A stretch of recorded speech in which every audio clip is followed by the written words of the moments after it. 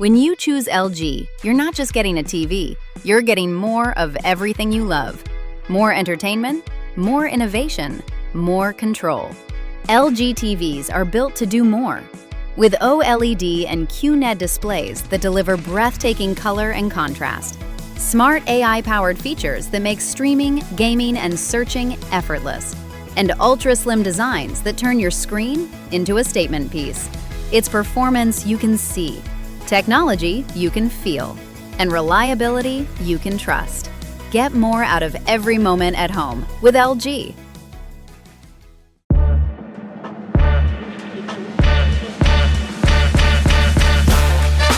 Welcome to the AEW Match Guide podcast, where we deep dive into the best matches in AEW history. Brought to you by the Social Suplex Podcast Network and your host, Sam Brown. Hello and welcome to the AEW Match Guide podcast. I'm your host, Sam Brown. Thank you for joining me.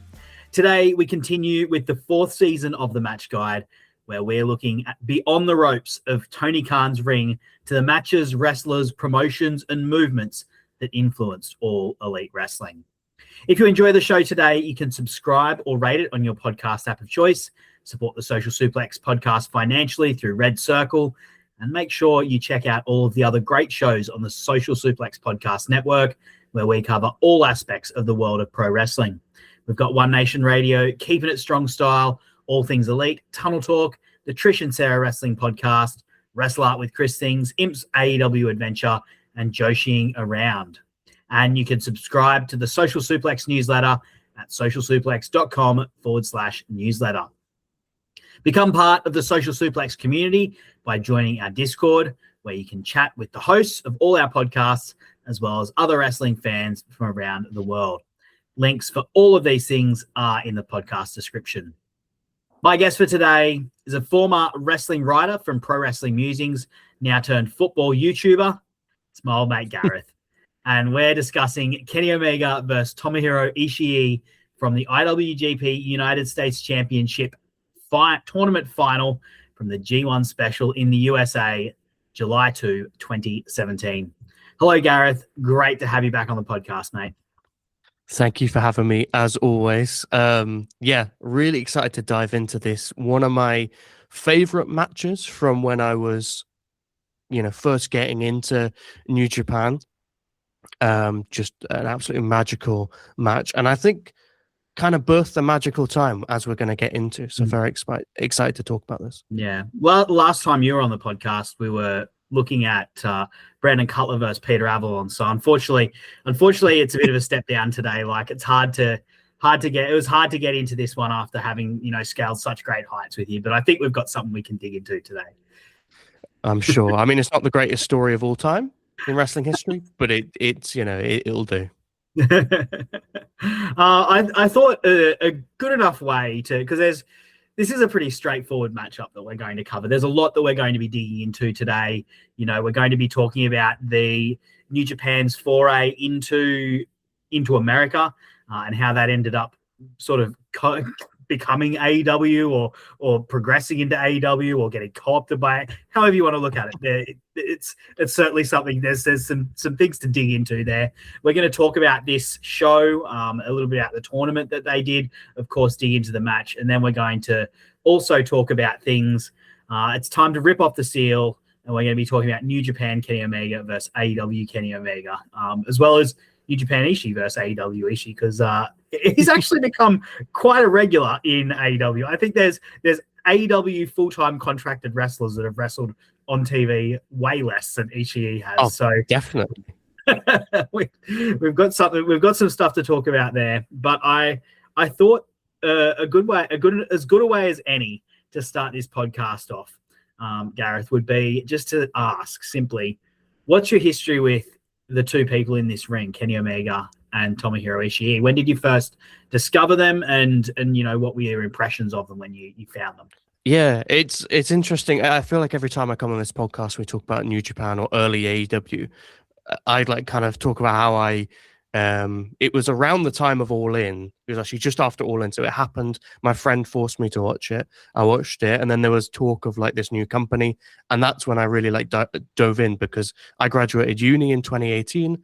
before that, like whilst all this like rise of Kenny Omega and the Bullet Club Civil War and all this stuff was going on, the rise of the Elite, I was, knee deep in work at university, didn't have much time for wrestling and had other priorities. And given that most of my wrestling watching had been WWE, I was kind of moving away from enjoying the space altogether. But it was actually All In that pulled me back in. And then after that, I started watching different bits. Now, I had actually watched Kenny Omega before. I believe my first ever Kenny Omega match was the Okada draw, I think. It was one of those Okada matches anyway. Which my housemate forced me to sit through when it happened, and I fully enjoyed it. Just didn't have the time to like fully dive into everything else. It's nice you've got someone to blame for all this. Like I did this to myself. I don't have anyone I can go like, oh, darn you for getting me into this. It's like taken up years of my life at this point. Yeah, no, you can at least get them. You'll be like, this is your fault. Now you're buying me a beer for it. Well, it's great because he's kind of a bit less interested now in AEW, and I'm forcing him to stay watching it with me. Unfortunately, we've kind of both given up on New Japan for the most part at the moment. Hopefully we'll get back. But anyway, back to Kenny Omega. Yeah, I think it was one of the Okada matches. I think the draw. And I really enjoyed it, as I say. But yeah, it wasn't until All In when I really started like noticing stuff. And that took me, anyway, all the way around to Dominion 2019, which I think is my first Ishii match. He had a match with Taichi, which was probably quite forgettable for most people. It was a good like 4-star match or whatever. It's Ishii. It's never going to be below that really. But I will like never forget it because I just remember his entrance and just immediately falling in love with him, to be honest. His stature, the way he walked, I was just immediately sold. And then the way he wrestled as well, I think it's one of these things where you can like look at him and think, that man looks like no other man that I've ever seen him before in my He's kind of built like a giant, but he's 5'7". It's just, it's insane. His aesthetic is one of the greatest of all time. But yeah, it was like just a standard Ishii match, really. He beat Taichi to win the Never Openweight title. And then he had this unbelievable G1 run, including that Moxley match. And yeah, I've been a huge fan of his ever since. Obviously, I'd already been rewatching Kenny Omega Ishii stuff. So as soon as like I started loving Kenny Omega and then also found Ishii, I was then told by someone on Twitter, go and watch their matches together. And that's then around that time of that G1 2019. That's when I first watched these Ishii Kenny Omega matches, all of them, and they're all incredible. I've never thought about it before until you mentioned it, but until you mentioned that thing about him being built like a giant but only 5'7", he could do a lot worse than taking a plane ride to New Zealand and knocking on Peter Jackson's door and going, is there any work going for dwarves these days? Yeah. He's got that. He's just so wide and bulky and thick, but also short. It's I agree with you there totally. And him and that match you mentioned with Taichi, I actually love the Taichi and Ishii sort of chemistry, and particularly around that era. Taichi was still a little bit of a coward. But he would get drawn into these slugfests because Ishii wouldn't accept cowardice from him. It was a great dynamic. They've had so many good matches. I don't remember the specific one you're talking about. I just know what their dynamic was at that point, and a really compelling kind of dynamic of just like Ishii like barking and not accepting weakness from Taichi and expecting more of him, even though he's the opponent coming at him. Fantastic. Yeah. And there's things like these that immediately endear you to Ishii, I think. It's why he's like, I don't think this man could ever play a heel. Like, he's, for me, just one of the greatest baby faces in ring ever. I truly believe that. And we'll get into why within the match, because he has another great babyface performance in this match. But honestly, like, I think everyone kind of rates him, but like, I just wish he had a world title run or like some kind of like, because the in-ring work fully deserves it. Absolutely, yeah. Look, we'll get into talking more about Ishii. People who've listened to this podcast before will know my history with Omega and discovering the New Japan and all those sorts of things. So I won't get into that. But let's talk about this show, because this match, Ishii versus Kenny Omega, was the final of a two-night that happened for a tournament for the IWGP United States belt. The tournament took place over 2 nights. The G1 Special in USA. And they were the first New Japan shows to be presented completely independently in the US. Previously, they'd done co-promoted shows, firstly with Jersey or Pro Wrestling, and then since 2014, they'd been doing co-promoted shows with Ring of Honor. And this was the start of what was going to be a full-on expansion into America. It was undoubtedly, an attempt for them to capitalize on the popularity of guys like Kenny Omega, the Bullet Club generally, the Young Bucks, where, it really felt like they were having a moment where there was just this surge of popularity behind them as sort of an alternative in wrestling. And you saw this all through the 2000s. Like, Gareth, you were in Britain, and the British indie scene was absolutely huge through the 2010s. And there was so much going on in it. There was like a boom of shows, the Rev Pros, the Progresses, that really became very popular in the local scene over there. It didn't necessarily get huge amounts of publicity or like rise to the same level that New Japan did, but within the British scene, there was so much going on there, and that was reflected also in America with the indie scene in America. And New Japan, they wanted to capitalize on the popularity they were gaining as part of this sort of alternative of people that were still into wrestling, really wanted to be into wrestling, but something that was not the WWE.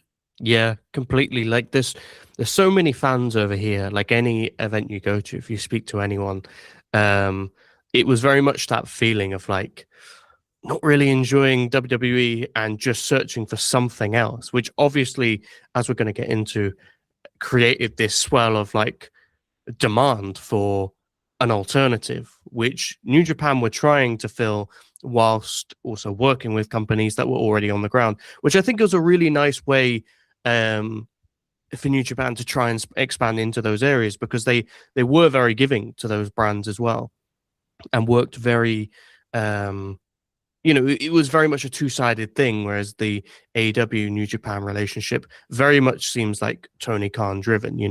I think Ring of Honor got a lot out of, in particular, got a lot out of New Japan, but Rev Pro to this day continue to work with New Japan and get loads out of it as well, and plenty of other companies also. But particularly the Bullet Club brand that expanded out of New Japan into ROH was so dominant. And as we go into this show, you just need to look at the sea of Bullet Club shirts that was in the crowd for this. Interestingly, and they really took over all of wrestling, the Bullet Club, especially in this era. Obviously, Bullet Club have been popular for a while, but this was like the true explosion of that group. Obviously, the elite within it. Yeah, it was around this time there was the famous story of the CEO of Hot Topic going to a WrestleMania weekend and asking WWE why they don't have Bullet Club shirts in Hot Topic. Like, why haven't you given us Bullet Club shots? They're so popular. And WWE had to kind of be like, oh, that's not us. And so Hot Topic then sought out New Japan and sought out the Young Bucks, and they were able to get their shirts into Hot Topic, which is, I mean, I don't live in America, but apparently it's a pretty big thing. But even just for someone to have been there that's looking at shirts and who makes their money out of selling shirts and going, oh, that's interesting, this shirt, I'm seeing it everywhere, and it's not in I'm noticing it, and I've noticed that it's not in my store, I want to get it in my store. It must have been like, it's making quite the impact. That has to make quite an impact to do that.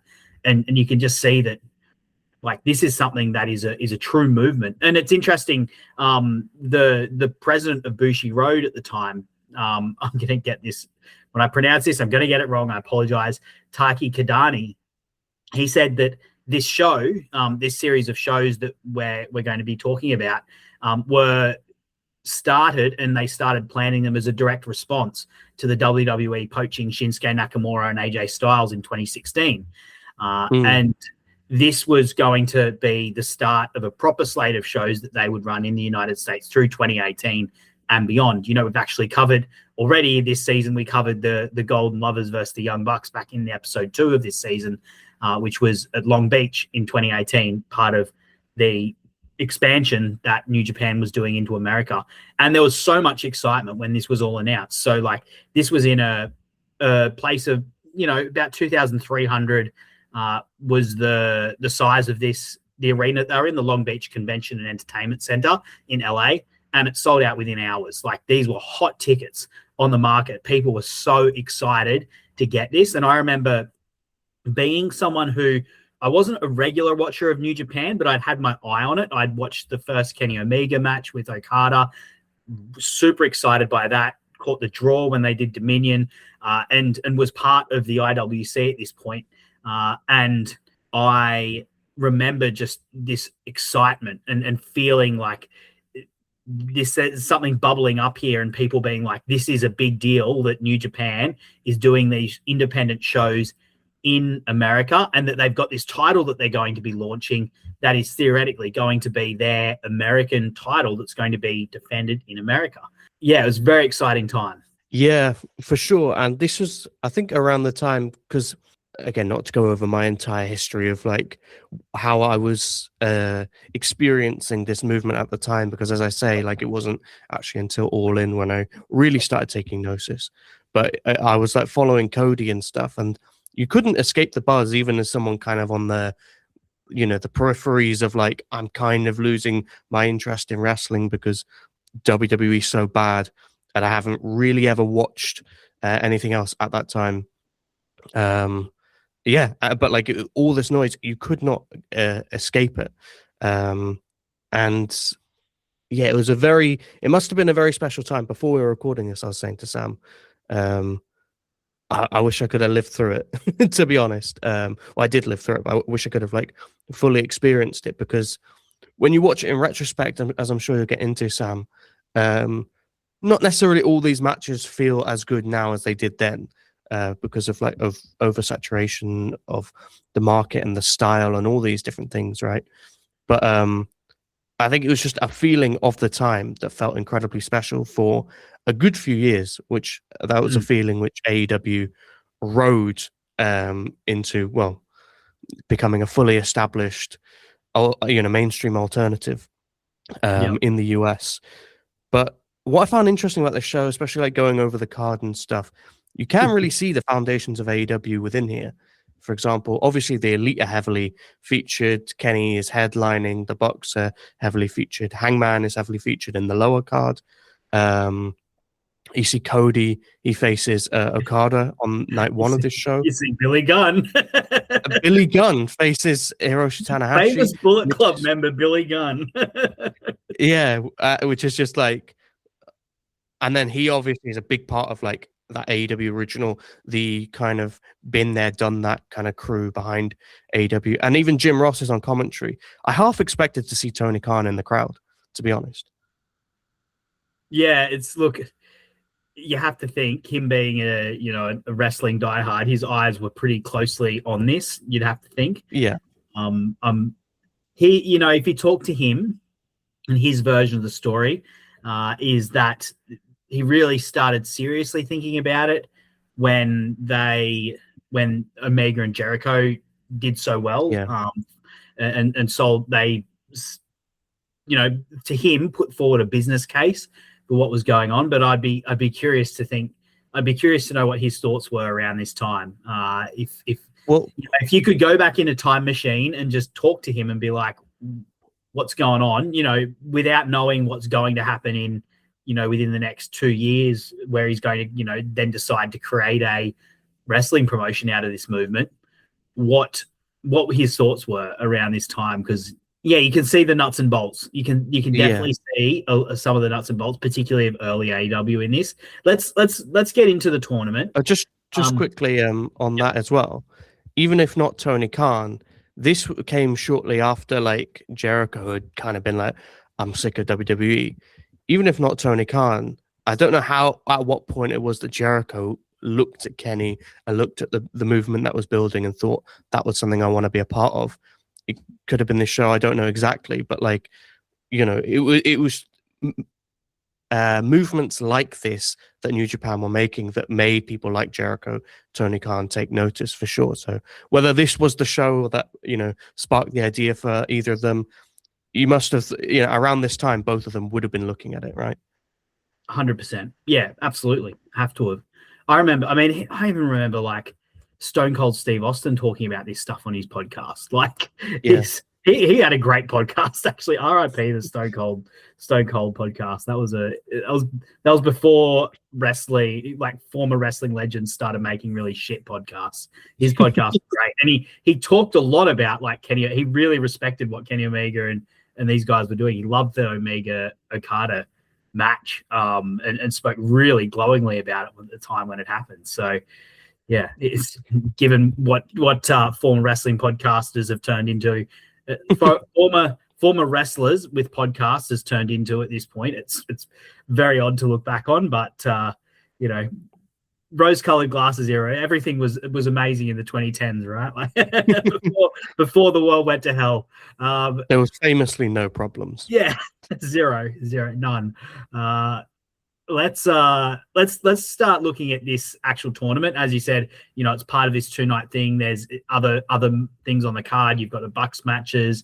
You've got Okada versus Cody, and then Tanahashi versus Billy Gunn. Interestingly, but it is all centered around this tournament, right? Like this is the centerpiece of it, which is pretty awesome. It's like this is a prelude to the proper G1. It's hot on the heels of Omega's first 2 matches with Okada, and I think it's like a very New Japan thing for them to do as well. That they've put on a tournament, and it's in an era where the WWE were absolutely not doing tournaments. So when we're talking about these guys going in as an alternative product, like going in very true to the New Japan product that is tournament heavy. Their year is based around a lot of these tournaments, New Japan Cup early on, Best of the Super Juniors, the G1, obviously, and then the 2 tag leagues at the end of the year. Going in very true to themselves. This is a New Japan product that we are taking to America here. And people were into that. People were keen on it, on seeing that. The people in it, it's an 8-man tournament. First round, you've got Michael Elgin versus Kenny Omega, and then Jay Lethal versus Hangman Adam Page, and Juice Robinson, very young Juice Robinson, against Zack Sabre Jr., and then Tomohiro Ishii against Tetsuya Naito. Of course, Omega goes over Elgin, takes the win in the first round. Jay Lethal beats out Hangman Page. Zack Sabre Jr. beats Juice Robinson, gets a submission from him, and Tomohiro Ishii upsets Tetsuya Naito in the first round.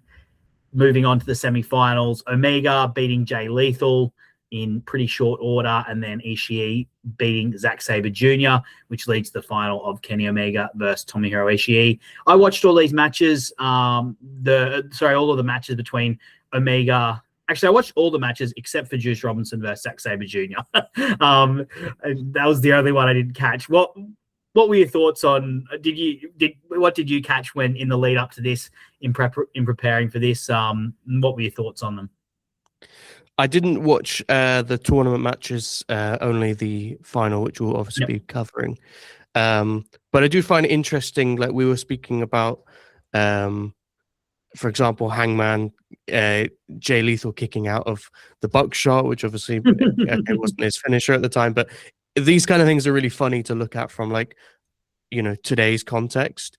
And I also find it interesting as well that this event was sold and you didn't know what the main event was going to be because of the tournament, which is part of the reason why WWE say they don't like, those kind of tournaments in one night, because people don't know what they're getting or whatever, whatever excuse they want to give.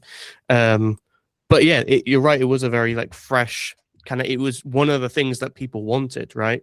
I don't know whether that's something that New Japan would conscious of, or whether it was just look, we love tournaments. Our brand is largely built on it, as you mentioned, with many of the tournaments that they run. But yeah, I imagine for people at the time, this was that on American soil as part of a New Japan expansion.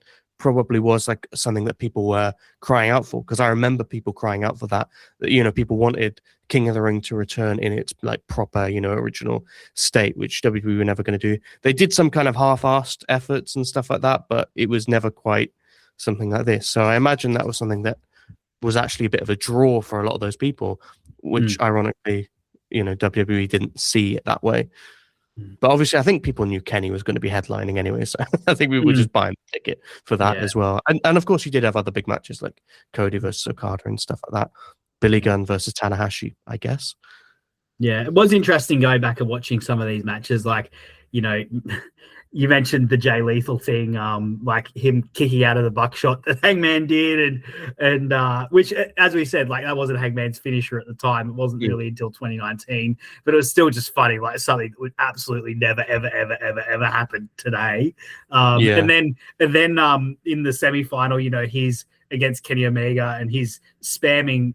He's got like busted ribs, and the idea that like Jay Lethal would need to be protected in defeat to Kenny Omega is also like ludicrous, because he, this is probably like around about the peak of his career where, he was quite a decent sized star on the American indies when it came to people. There's other people who are like probably slightly bigger names, but he was in the the handful of guys that were at the top. He was regularly at the top of the ROH cards, ROH champion multiple times, and the idea that he would need to be protected in defeat, and he like spams the cutter as well. That made me think of, do you remember that Cody Rhodes promo where he like just randomly throws Jay Lethal under the bus for me, like nobody cuts out, no one kicks out of his cutter.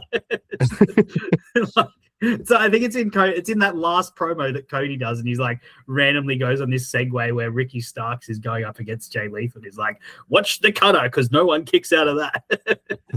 And the two main like best matches big matches, I guess, before the final were Ishii getting the upset over Naito, which that was my favorite of the matches outside of the final. It was, Ishii and fine babyface form, and Naito gets a bit of accidental blood, and then you've got like the excitement of an upset finish. And then Elgin versus Omega, which is it's the kind of match that at the time felt so cool. Like they are going crazy with the moves, and it really is like that peak indie boom wrestling style of match. But now and at the time I remember watching these sorts of matches and just being like, oh, how good is this? Like 22 minutes of this, and they're non-stop back and forth, and like all the moves and everything. And but watching it now, where I've like watched this kind of match, almost every week for the last 7 years, it's lost its power. It just felt too long. And I was just like, oh, this is cool, but I've seen all this before, and it's curious how it shows what AEW's done, I guess, in terms of like super serving us this kind of wrestling, where to the point where it's really become a bit ho hum. Where in the past, in this thing, the crowd is going nuts for this Elgin and Kenny Omega match, because it's they're so underserved for this style of wrestling, and particularly Omega and what he had on offer at that point. So yeah, it was interesting to go back and watch these matches and just almost live in a different time where this was like so rare and special. Yeah, for sure. I guess we'll get onto like AEW's legacy later, but I think that is a part of it as well, or like how the movement got hijacked and all these kind of things. But that is definitely part of like the legacy of AEW compared to like and what was kind of birthed in this era was that style. And it's no surprise that AEW kind of stayed true to that. But it is very interesting that we're kind of at a point where I think more and more people now are kind of like, I don't know, I was thinking about this earlier today, actually. Like wrestling is one of these mediums that I think needs to constantly evolve. Otherwise it does just get pretty stale. And this show and this tournament and Kenny Omega at this time, it was the peak of the evolution, or some would say revolution within wrestling, and that's why that felt so great. But yeah, not necessarily every match necessarily was or does hold up to a modern standard. But I think, as we'll get into, there were still matches that obviously stood above. That Omega Elgin match is maybe something that you would expect to see something that good on AEW almost every week. This Ishii Kenny match, I think it does go to that point where it's a bit more special, which a final should do, of course. So I totally agree. I agree. And I think the reason for that we'll get into. I think the reason is because there's more to sink your teeth into when it comes to the character. And we'll get into that. We'll get into that as we go into this. And also just the dynamic. There's a lot to talk about. Let's stop beating around the bush. Let's get into this match because there is a bit to talk about with it. But let's start by giving the match its flowers, as we always do here on the AEW Match Guide. The Wrestling Observer newsletter rated this match 4.75. That's Dave Meltzer there. Just going a hair's breadth away from the 5 stars. Omega at this point's racking up stars like it's nobody's business. So he doesn't need another 5-star match on his career. He would have given it 5 if it was Ospreay. And then the cage match, it comes in today at 9.34. So this is a match that was well regarded at the time, and I think also is well remembered for being something that people look back on fondly, particularly for certain reasons in this match. It's of course the final, so the crowd has seen these guys before, but they still pop big when Omega comes out. He comes out with the Young Bucks behind him to Devil's Sky.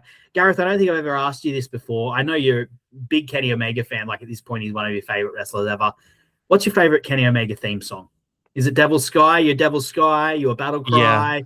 Yeah. Are you whatever the new Final Fantasy inspired thing is that he does sometimes at the moment? What's your favorite? I do like them all. I do like the Final Fantasy one in this kind of if it's used in the right context, it's this almost this new thing that makes it's like a new era of Kenny Omega where he is almost like on a godlike status just because of everything he's achieved. And because we were deprived of seeing him for so long, when he comes out and there's that kind of like epic song on a big stage, I do really like that. I am a Devil's Sky purist, so I guess that's my favorite.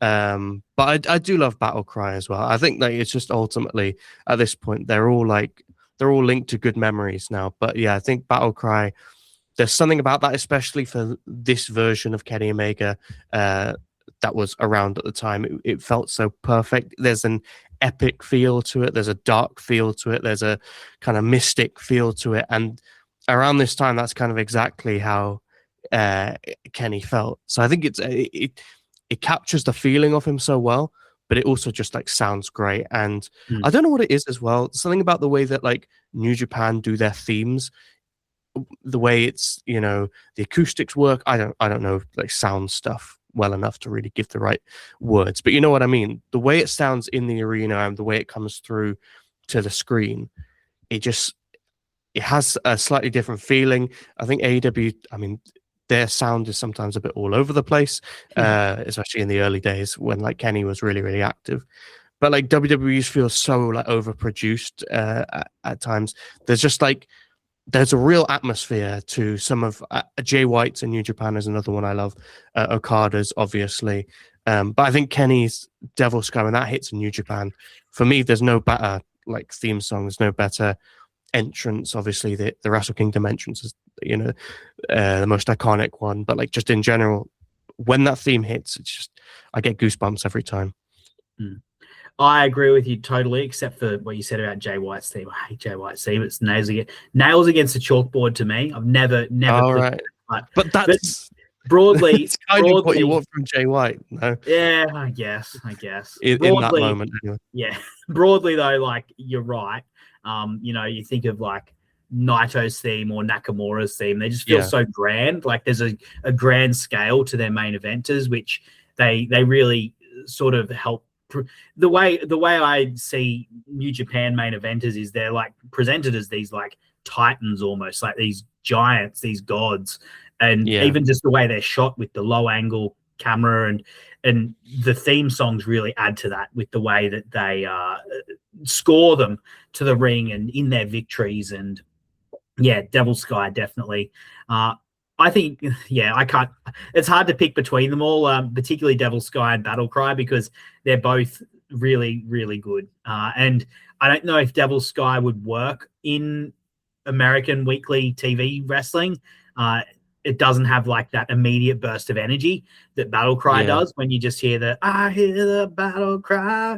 But for a big event, I get why Omega has like searched for something a little bit different for, when he comes out in the big events and he really wants to present himself a certain way.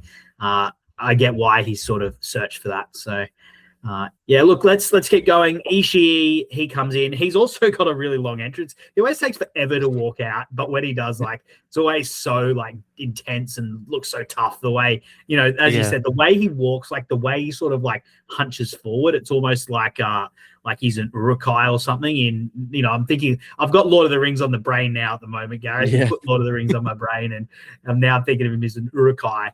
Like with the way he's sort of hunched over and just he never cracks a smile, just scowling constantly. The commentators mentioned that Omega had an easier run in that night against Jay Lethal, whereas Ishii had to contend with ZSJ and may have an injured arm as a result of what Zack Sabre Jr. put onto him. JR starts telling people how everyone's incorrectly pronouncing Ishii's name. Never changed JR. The crowd, though, they're clearly into Kenny Omega at the start, like big cheers for him. He is the hero at the moment, like coming off these Okada matches, which have just driven his star in the West just onwards and upwards. People are there to see him and cheer on him. Him and Ishii, lots of strikes early. They strike early and then sort of run the ropes, and they're doing like these fast dodges of one another's attacks.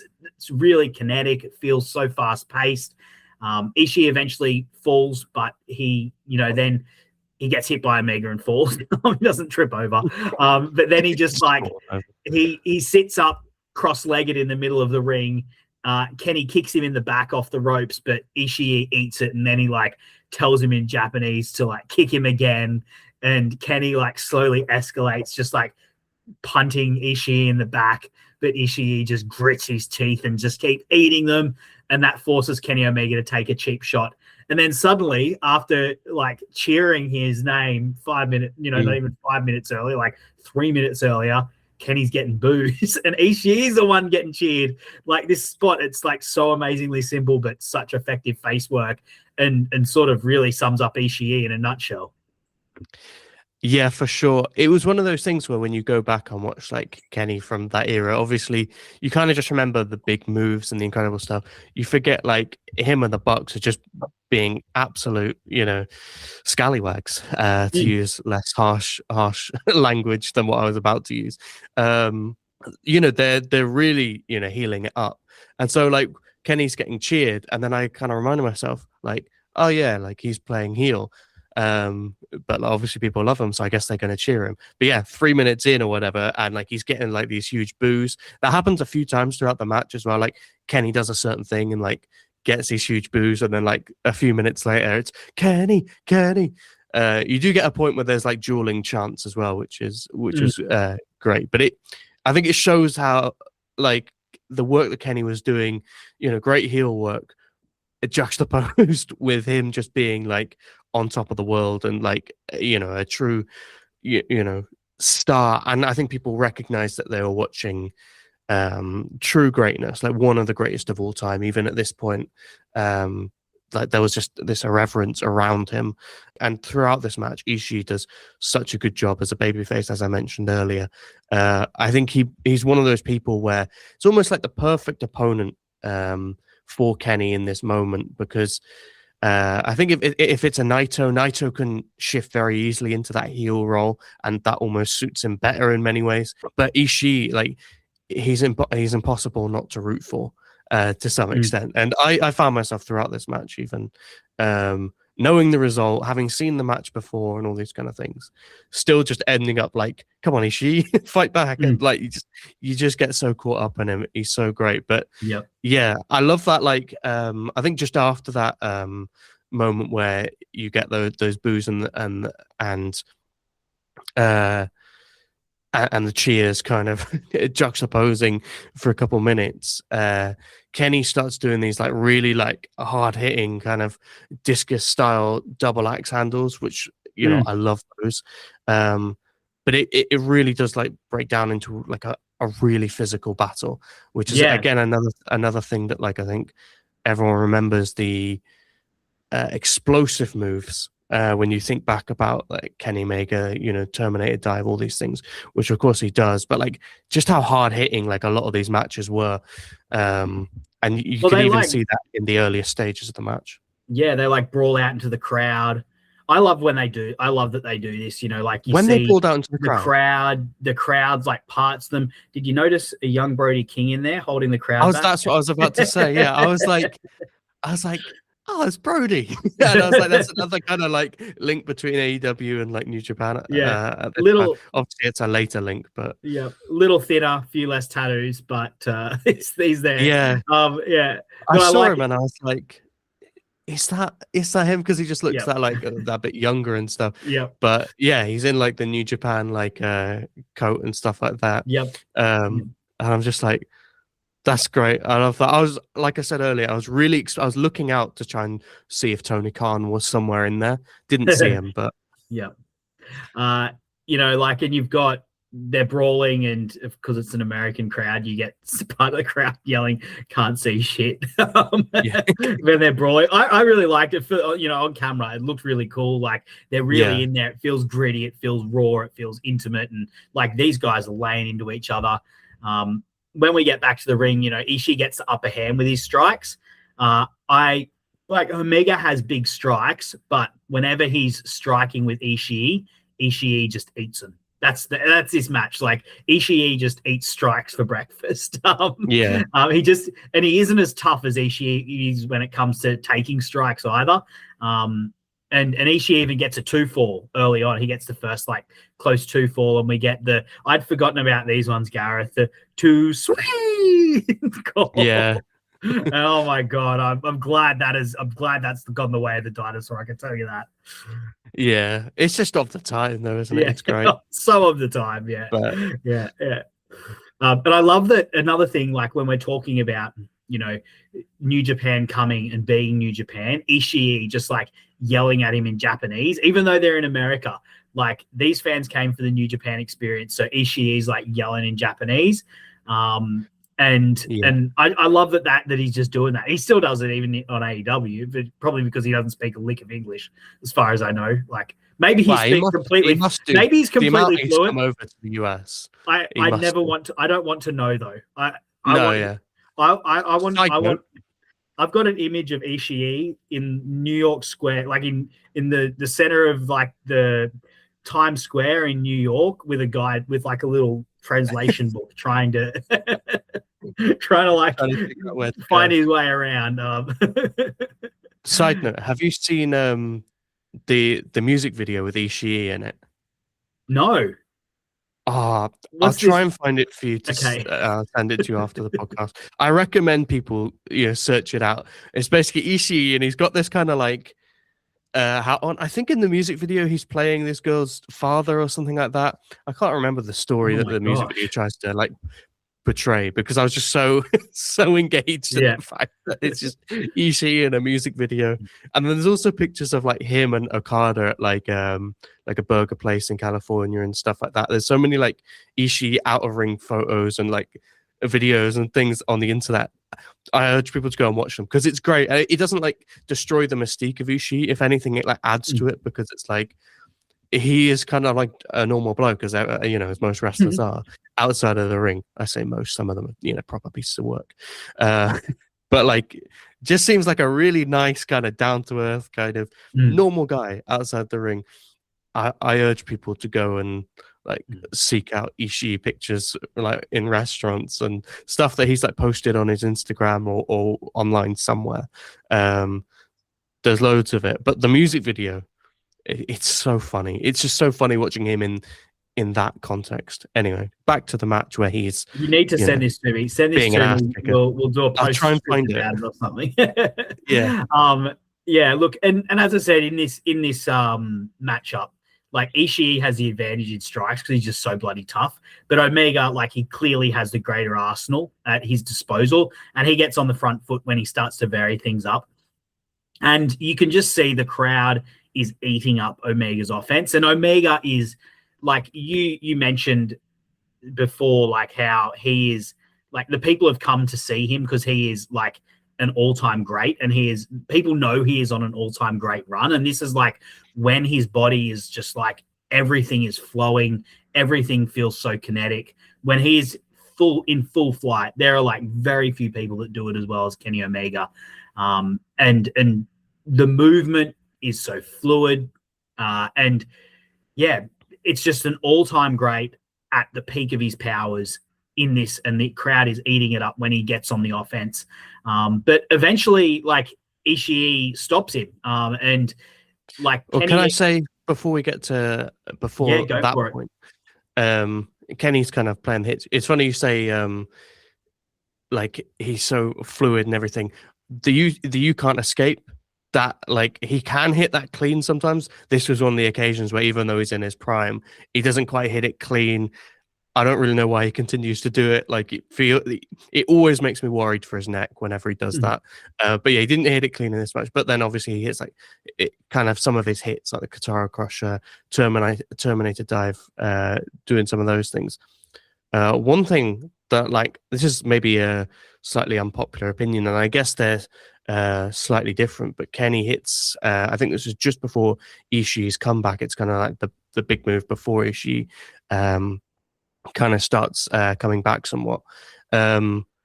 Hits a missile drop kick to the back of Ishii's head. I think that is a better, drop kick than Okada's. Now, obviously, it's different because it's not like a drop kick when someone's like bouncing off the ropes or whatever. But out of all the drop kicks in wrestling, Kenny's drop kick to like the back of people's heads, that's always the thing that more than anything makes me go, oh, really. Yeah, it's not one he pulls out very often either. Like, it's a big move match, a big match move that he doesn't pull out all the time. Yeah, look, it's very, I don't know, like the way that Okada deploys that drop kick to, like, the timing's probably counter and alter and time, and the height he gets just from a standing start, whereas Omega's coming off the thing I like about Omega is that I love the angle that he hits it at. It just looks so cool. And particularly when the way the camera always catches it. Yeah, exactly. Dangerous. I mean, like, he's never had any problems with it, but like, when they were in WWE, that's how Mercedes Moné, Sasha Banks at the time, like, injured Paige, injured Saraya, and Saraya was out for so long because she hit that exact move wrong. Like, so there's obviously like a fine line of, getting it right / getting it wrong. I don't know who was in the wrong at that point. Like, if Sasha Banks hit it wrong or if it got taken incorrectly, like, I don't know what happened in that moment that meant that Paige got so badly injured and so badly concussed by it, or like her neck was so badly affected by it. But there must be like a potential room for error there that is high. It's also one of these things where oftentimes injuries are repetition based, so it could just be the move that went too far, or where someone else might take the exact same thing and it won't impact them as much. So there's probably so many factors, but it is a dangerous move. Like, people have been injured by it. Kenny, like you said, never had an issue with it, but it's always one of those things where when he hits that, I'm like, oh god. Yeah, it looks good. It looks good. As you said though, Ishii rallies, and Kenny actually feigns a knee injury on the out at ringside, and that gives time for he sort of feigns the knee injury, rolls back in, and like whispers something to the Bucks as he goes in, and the ref's looking at him, and that gives the Bucks a chance to pull out the table. I love how you see Omega like quickly communicating with the Bucks as he goes in. Like, him sort of directing them and showing how their partnership and teamwork works is a really cool, just like little moment within the match. Yeah, for sure. And I love when he reveals that it was like a fake out injury. Yeah. The crowd is kind of like, some of them aren't sure whether to boo. Some of them are just like, yeah, like, cause I guess they're happy that Kenny's not injured. I don't know. Or some of them are just, it's wrestling fans. There's often not much logic to how they're feeling in the moment. It's just, but it was a really funny reaction after that. But yeah, I really loved, it's just these little moments that Kenny's finding, like you said, to communicate with the Bucks, but two, to really draw that line between, I am the heel, because there are times where you could easily forget that.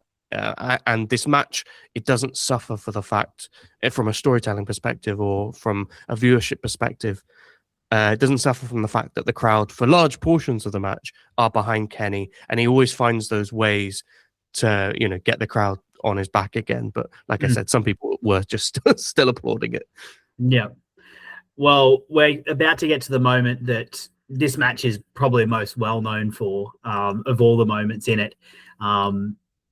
That table coming out and being put perpendicular to the ring is really so at right angles with the ring, is really what sets this up. Kenny, they have a bit more back and forth. Kenny hits a Hurricanrana and launches Ishii sort of towards the outside and underneath the ropes. Ishii gets up on the apron, so he's standing on the outside of the apron holding onto the ropes just above where the Bucks have set up the table, and Kenny starts to try and kick Ishii through it. He runs up. He first tries to kick him, but fails. He then gets forced to the outside by Ishii, who grabs him and pulls him out. Omega then tries to pull him down with a German suplex. He's now standing behind Ishii with the table perpendicular to the ring behind them. But Ishii's holding on for grim death with the top rope. Omega is pulling with all of his weight, getting so far out, trying to force Ishii off the ropes. And then he goes, I know what I'm going to do. The German's not worked. He pries Ishii's arms away, gets him up for the Snapdragon suplex through the table to the outside, which would have been it, you think. Would have been huge damage. But Ishii grabs the ropes with his mouth, biting down on the ropes, and Omega can't get him off in the moment. Gareth, it's only 10 seconds that he's doing it for, and eventually Omega does get him. But the way the camera catches Ishii biting the ropes from the front as Omega tries with all his might to pull him off, the camera zooms in on his face where you can see the effort, you can see the sweat and the pain that he's putting himself through to prevent himself from going through that table. It is such an incredible way to sum up Tomohiro Ishii in one frame. It really is. It's something like that. Absolute will to fight to the very end and use anything he possibly can in order to do so. It's one of those spots that I can't believe hasn't been how someone hits a good spot at some point and then it just gets copied and copied and copied. But I think it's partially because how many people could really pull this off, and Ishii's probably one of the few who could really do it, and it wouldn't maybe seem a little bit too goofy or whatever, it's such a great visual. I took a screenshot of it as I was watching the match. I posted it on Twitter, which I rarely post on Twitter, but I was just I want people to see this again. I want to probably the greatest. It's not even, I said it's the greatest reversal of a move. It's technically not even a reversal because, as you say, Kenny does eventually hit the suplex through the table. But it's such a good kind of attempt at a reversal or a block or a counter or whatever you want to call it. The way they set it up is so organic, which I really love. He's firstly Omega, he's trying to put him through with a German, doesn't work. And the Snapdragon suplex isn't a move that he does all the time in most matches. So that fits. And he pulls the arms away. What does Ishii have left to do? He grab on with his mouth. And he's the stone pitbull, so he's got a lockjaw. It suits so much. And yeah, there's very little chance, we're recording this before I put everything together. There's very little chance that the image on the podcast that you're looking at won't be Ishii biting that rope. It's gotta be. It's gotta be that, because it's such a good image. And as you said, like, it's Ishii, it's all the grit, more grit than anyone else has any right to ever possess. But that's Tomohiro Ishii. And one thing I love about that spot as well is obviously, like, Kenny's trying to put him through. He's like kicks him in the head, and like you said, he tries the German. He tries a few different things basically, and like nothing's working. And so he arrives at the one thing that he thinks, right, surely this does. And then Ishii pulls out the one thing that could maybe counter that. Yeah. Obviously, Kenny does still hit it, but in the lead up to that point where Kenny's putting him in, I think it's from the missile drop kick to the back of Ishii's head. There's then like Kenny's like striking him down with like slaps and forearms and all these things. And Ishii kind of summons that, how Ibushi has the murder Ibushi. Ishii kind of has a similar thing, but he does it in pretty much every match because it's just Ishii. But he like leans into those strikes, feels no effect. And the critic would be like, the boring person would be like, oh, he's no selling, blah, blah, blah. I've got a problem with this because I've got a problem with joy or whatever. But the reason why like these Ishii moments like hit so hard is because he shows you beforehand just how hard he is and just how much he can take. And so him like biting that rope, trying to avoid it at all costs, he's like, it's the ultimate like sell really before he's even taken the move, because he's selling like the danger and the peril. And Kenny's eyes as he's kind of locking onto Ishii as Ishii's biting the rope. Kenny's eyes, you'll see it in the picture, of course, on this podcast. But like they're just maniacal in a way. And all of that like goes into like building up to this like incredible spot, which obviously when it goes through the table, that's like JR does his good God Almighty. That's his, his good God Almighty moment. And it's a truly like gnarly spot, but like the whole thing is built to and sold in such a brilliant way because of how Kenny attempts to get there and how Ishii sells the entire thing. It's just honestly, it's one of those like moments where when I sat there and I watched it and I just like rewinded like 2 minutes and just watched that 2 minutes again, the build to it. It's one of those things where it's why Ishii's so underrated, I think. Of course, people who know him, I think, rate him, but like his ability to sell not just damage, but moments and peril and these kind of things without, doing so in a like NXT shocked face or scared face or whatever, And don't get me wrong, I love an MJF. No, as he's getting like suplex. It's very funny, but Ishii sells it in such like a real way where it's just, it really feels like a fight. And it's why I think he's one of the best. And those like 2 minutes leading up to that move, I think it's one of those segments where I'll tell people, and like I think wrestlers should study that and really study why he does certain things, how he does them. And I think it just comes naturally. I don't even think he's like fully conscious about all of it. I think he's just thinking like, in the fight, how would I act?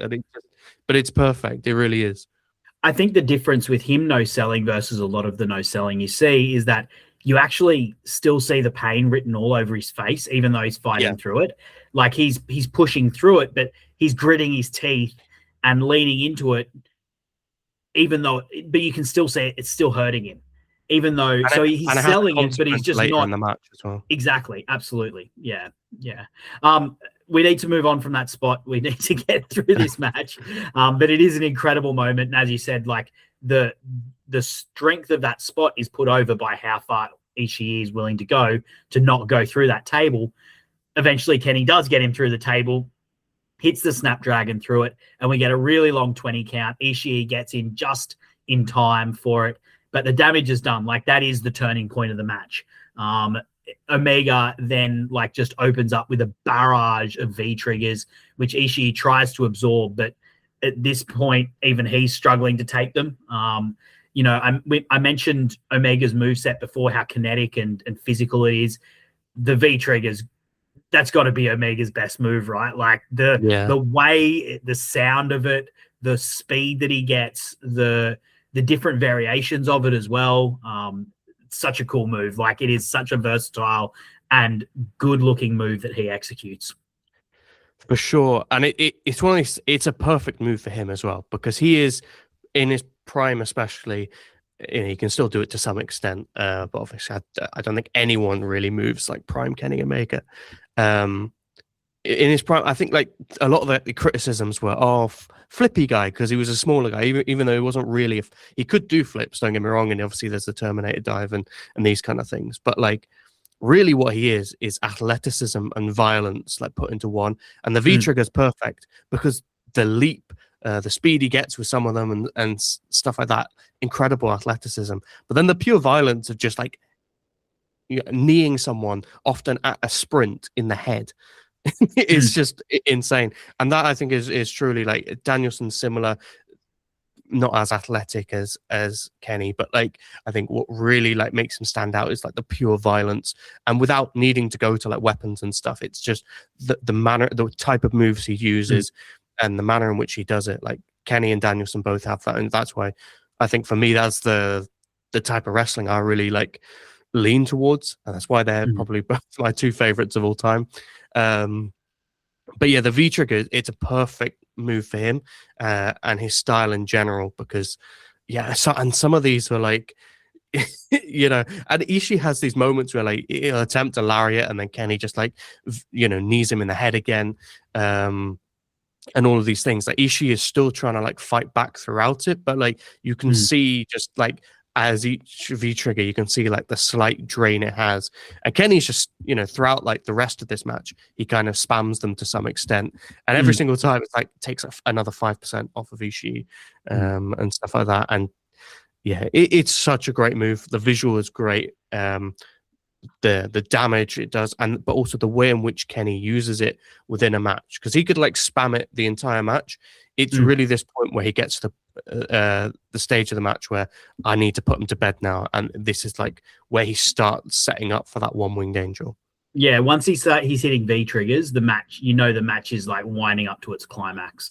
And you know, Ishii is such a perfect opponent for Kenny Omega in this match, because the purpose of this match, right, is to make Kenny Omega the ace of the US for New Japan. Yeah. And the way that Tomohiro Ishii is, you mentioned like how, like, you know, it hits him down 5%. If Tomohiro Ishii had stats, it would be like maxed out on HP and constitution. Like he can just, he doesn't have the most, he's got very like middling offense, but he can just take it. And what it does is it gives Kenny Omega the ability to unload all of his most explosive and impressive moves and look like this ace that these people have come to see. Like these people have seen him against Okada and they want to live in that moment. They want to see this Kenny Omega, and going against someone like Ishii who can just take it and who sells it so well. Like as we talked about the no selling, but like Ishii's selling is so good.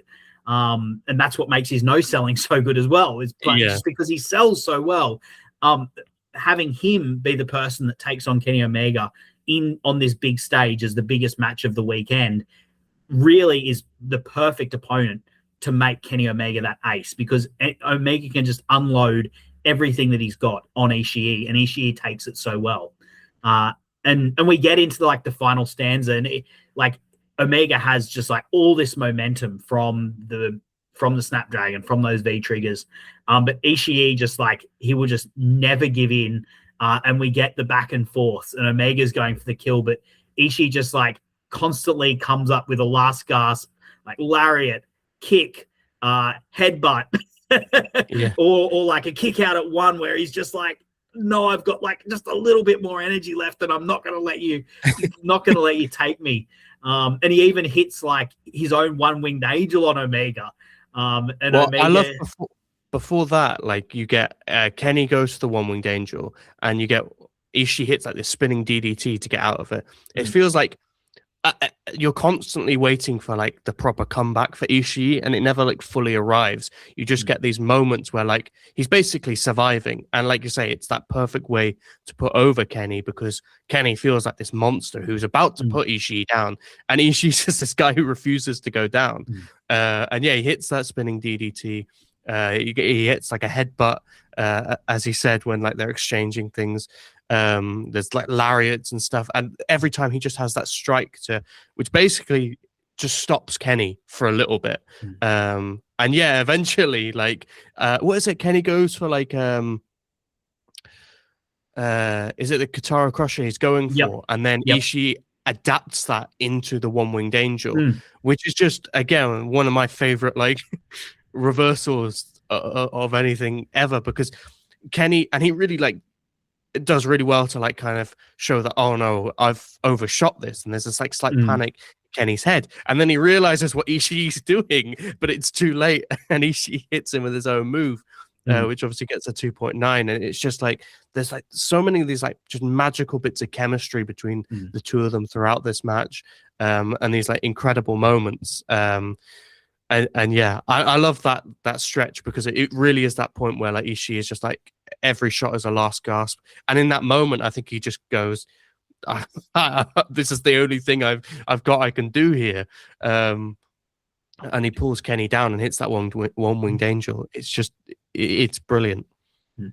One of the things I love about Omega, by the time he gets to the end of his big matches, is he sells the effort so well, even though he's still very kinetic and he's still moving quickly. Like his hair is just all over the place because he's got such frizzy hair. It's just like out and all over the shop. His kick pads are like all askew.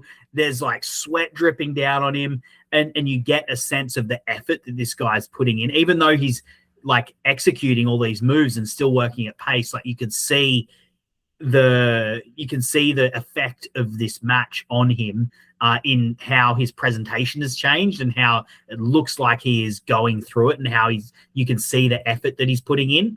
And by the end of it, all of that is happening. And eventually after that one-winged angel, Omega is just like, I've just got to do it. And he just pulls out the V triggers, the German suplex, another V trigger, the poison rana. And then finally he gets the one-winged angel and gets the win. Like the final 5 minutes of this match, they're just roaringly good. And the crowd is just enraptured by it, like banging on the barricades, standing up, chanting, all of the things that you'd expect from a US indie crowd. They're basking in this match. Yeah, for sure. And like you said, like you can split this match up into segments. Like I said before, that the few minutes leading up to that Ishii biting the rope spot, so good. And as often is the case with these New Japan matches, once you get into that final stretch, the story of the match really comes to the forefront. And sometimes it's like a true back and forth. And this was it was a back and forth in a sense, but it's very much like a Kenny taking 3 steps forward and then Ishii taking 1 step. Like it's just, he's basically just trying to survive. I think you get this moment where Ishii goes for his brainbuster and then Kenny hits one instead, which is obviously Ishii's finishing move as well. There's a knee where I think it's Josh Barnett on commentary, and he says he's kneed the soul out of Ishii, which I thought was a really nice line, because I don't think you could ever knee the soul out of Ishii, but that's how it felt after like that many V triggers and that many knees. But you even get to this point where Ishii still gets back to his feet and he's trading blows with Kenny again.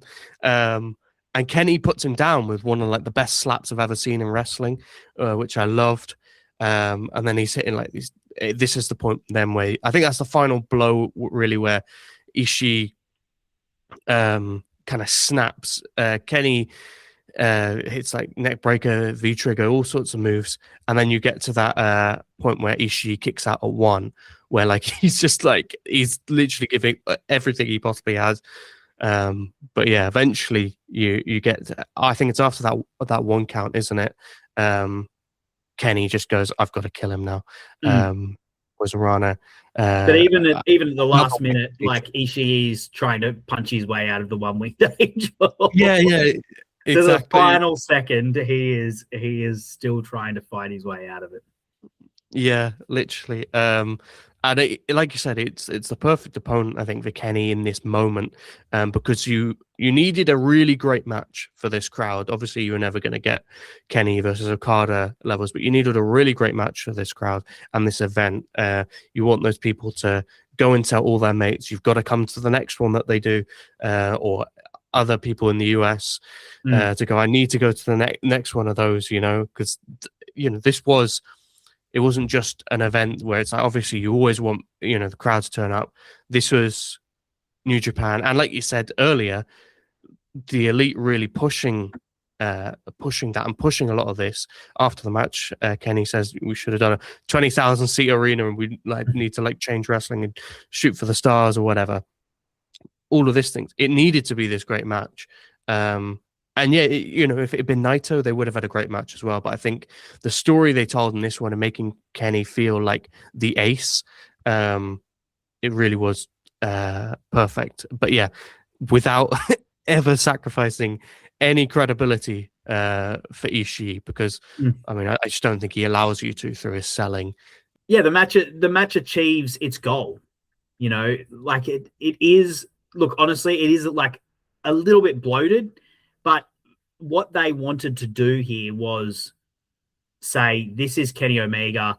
He is the ace of this promotion. You need to come back. Because there's a risk, right, where you run this, you sell it out in an hour but then you've satisfied the demand for these people who've been watching New Japan and they're like, I want to go see a New Japan show. Well, I've done that now.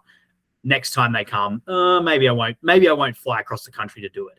But you need to have them go, no, I've got to, even if it means flying across the country from Chicago to LA or whatever, I've got to do it, because I've got to see what they do next, and I've got to see New Japan again. I've got to see Kenny Omega again, because last time I saw him, my God, what a match! And so this match, I think, achieves that. And that's borne out by the fact that the next time they go, they do sell out a larger. They don't sell it out, but they do go back to a larger arena, and they do well in that arena as well. So yeah, it's a match that sets out with a goal, it achieves it, and it also leaves a bit, as you said, it leaves a bit for Ishii, even to the end. And that's the brilliance with Tomohiro Ishii. And we'll get to the post-match promo in a second, but that's the brilliance in Tomohiro Ishii is that he can lose, but because of the way that he loses, he never loses credibility, and the fans never feel let down by him, even when he loses, because he's just always fighting until the bitter end. And it doesn't matter that he loses more than he wins, because the way he loses and the way he just constantly comes forward, even when he's taking so much punishment, and refuses to die quietly, it means that the fans will always be on his side. And, you've seen that maintained to this day, even within America, where when does he win in America? In particular at AEW TV, he's not. But when he's in a tag match with Orange Cassidy. Yeah.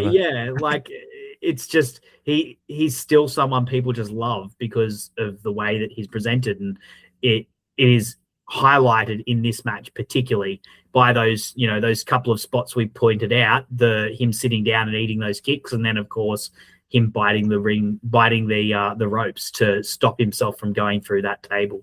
Yeah, for sure. And even if you did lose him, he's one of those wrestlers where even if you lose investment in the sense of they're not going to do anything, he'll just get you back and invested the next time you watch him. So it's I don't know, he's one of those, he's a booker's dream really, because you can do anything with him, and I wish New Japan had done a bit more with him, but you can do anything with him and it doesn't really matter, because he's one of those who's just always gonna get you interested in the match itself. But yeah, I think as well in this is a new title, and it also, I don't think most people were really probably that bothered about the title itself, right? but there is an interesting thing in the post match which we'll come on to.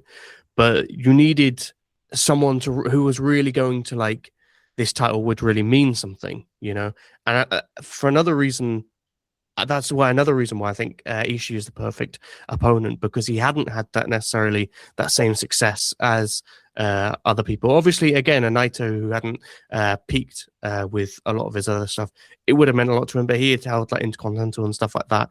I think for Ishii as well, this would have felt a big moment for him. So I think there were probably those Ishii diehards in the New Japan fandom who probably wanted him to win, even though they knew it wasn't going to be, right? But that like fighting until the end, it really put over the title as well. When you choose LG, you're not just getting a TV, you're getting more of everything you love. More entertainment, more innovation, more control. LG TVs are built to do more. With OLED and QNED displays that deliver breathtaking color and contrast. Smart AI-powered features that make streaming, gaming, and searching effortless. And ultra-slim designs that turn your screen into a statement piece. It's performance you can see, technology you can feel, and reliability you can trust. Get more out of every moment at home with LG. Post-match, we get the Bucks, Marty Scurll joining Omega in the ring. Omega's just out on his feet. And I love in New Japan how the wrestlers, even after a big title match that they've won, they're not like immediately to their feet running to the corner. They're like lying on the floor, just completely exhausted. And I don't know if that's probably like partly real, given the effort that goes into these matches. But I do like that. So the Bucks and Marty Scurll join Omega in the ring. But then Cody, he rips the belt away after it's been presented to Omega. Teasing some sort of dissension, which, they've been sort of hinting at on commentary as well, that Cody might not be okay. And, you'd had that spot in the Dominion match where Cody had sort of feigned throwing the towel in for Omega, which is ultimately setting up what is going to become a big angle within the Bullet Club. But everything, it proves to be a fake out because he before he goes in for a hug, and the Bullet Club all file to the ring, including that younger Hangman Page. We've got Tama Tonga, even got Haku coming to the ring. Yeah. And Omega gets a mic and he says he fought for this. He said New Japan, they had to force New Japan to even book a 2,000 seat venue. They should have booked a 20,000 seat venue. But in 2018, they'll be coming back and they'll be taking over. And as long as they're in charge, they'll rule the wrestling world.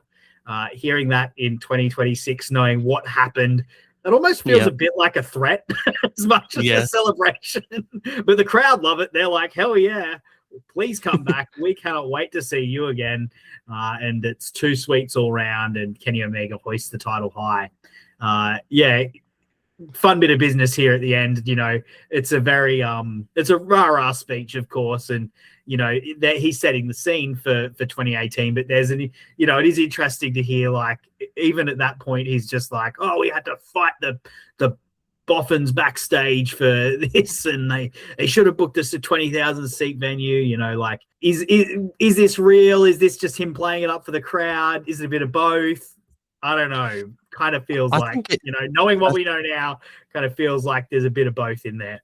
I think you definitely see his ambition, right? And his desire to kind of change wrestling in North America. And obviously, at the time, they were probably looking at this as like something they could do through New Japan and Ring of Honor, whether the idea of their own promotion backed by a billionaire, obviously wasn't on the table at the time, as far as we're aware, for sure. Mm-hmm. But yeah, like you definitely see his ambition, and it's interesting then when you like get to the whole all-in thing of like, that bet with Dave Meltzer and all of that. Like, that talk had been there, and obviously I think they knew that they could do something really special for quite a while, and this was kind of the start of that in a real sense. It's the first time, like you say, New Japan had promoted a show in the US on their own, and it was almost like them giving the Elite the ball to run with,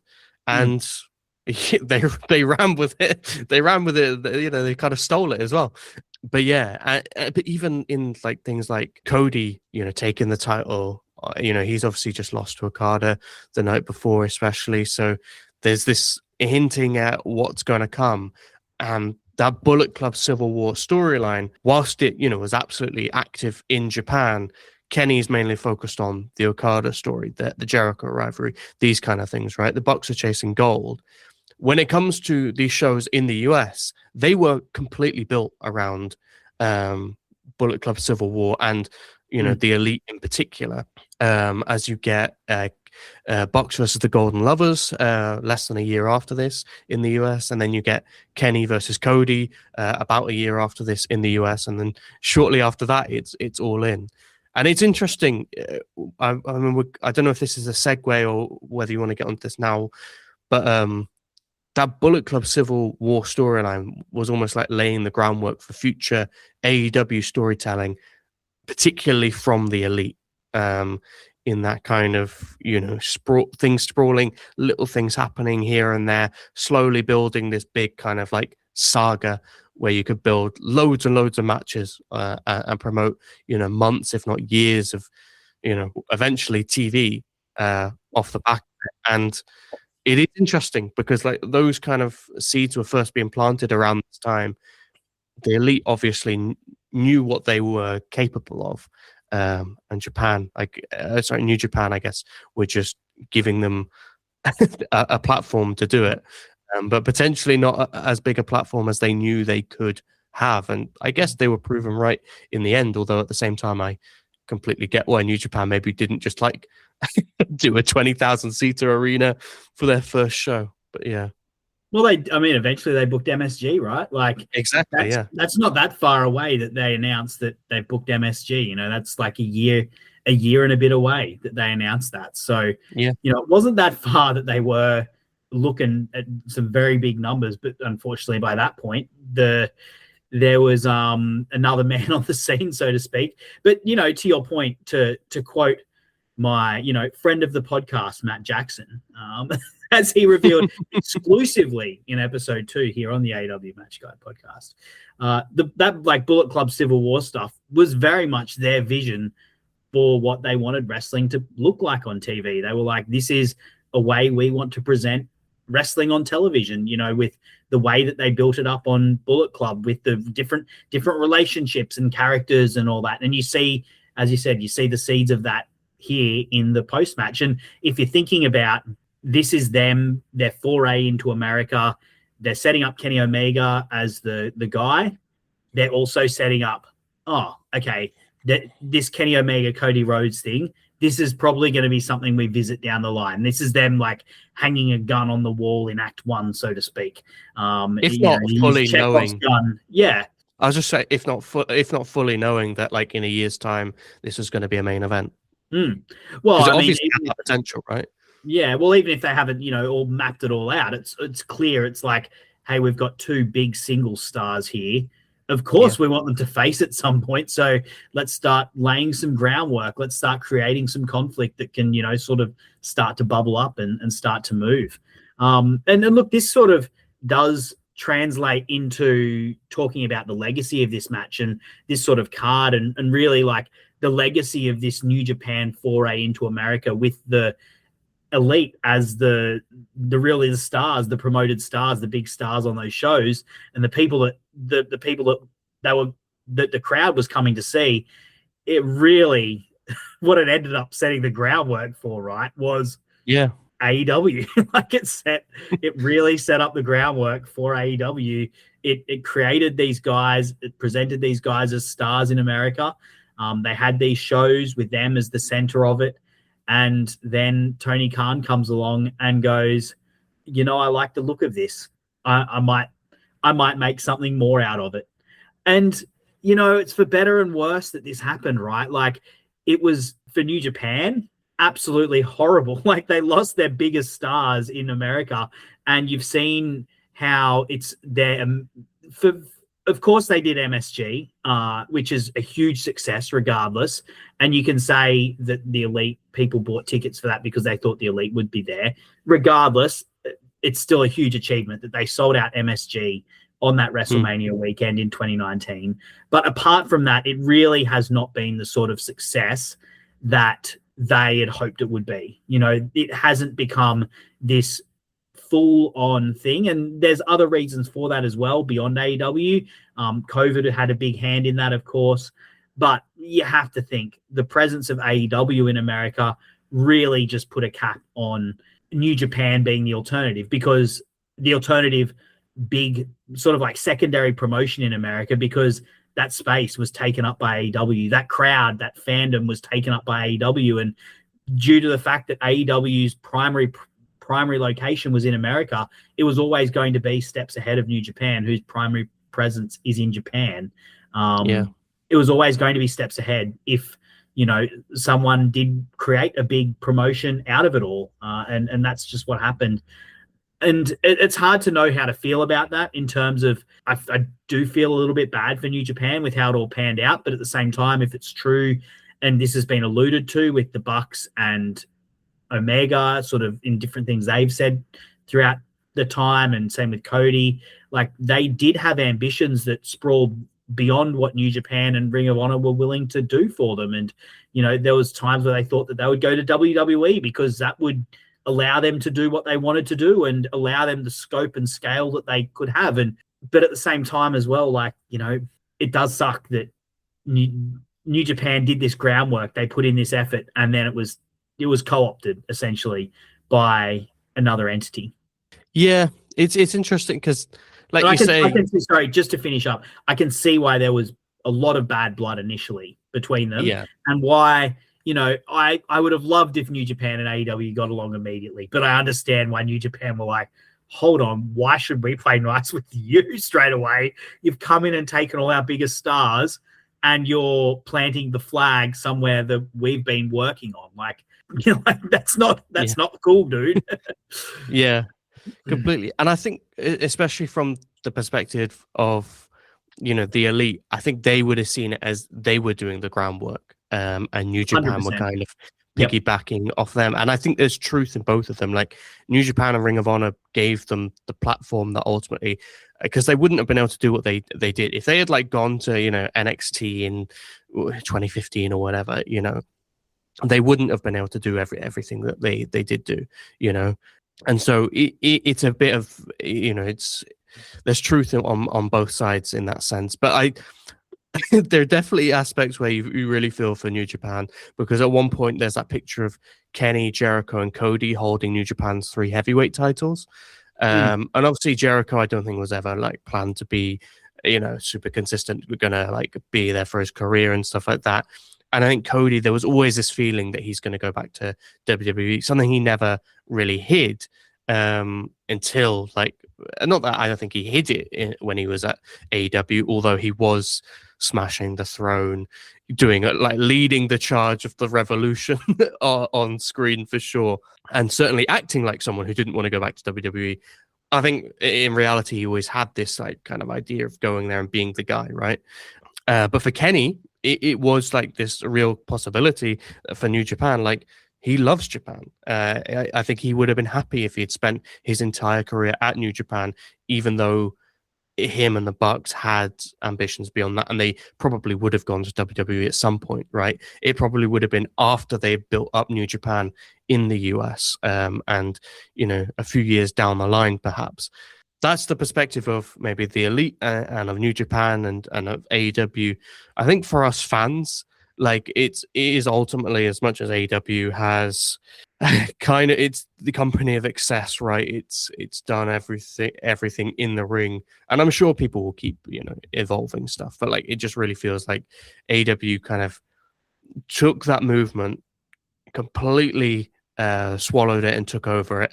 And now it's kind of like, just, you know, I guess every revolution eventually either dies out or it gets normalized. It just becomes the new normal. And that's kind of where we're at with AEW at the moment. And I don't know how everyone's feeling. I myself are just kind of in one of those spaces where I'm like a little bit bored by AEW. It's a lot of the same stuff, you know, and it's not the revolutionary pushing the boat out like kind of thing that these guys were doing back then. And it's not like that was obviously never going to be possible forever. But as I said earlier, I think it's wrestling's one of these things that kind of needs to constantly evolve. I wish there was a bit more of that like revolutionary spirit within someone like a Tony Khan, who really is just more on the business side as a businessman. Fair enough, right?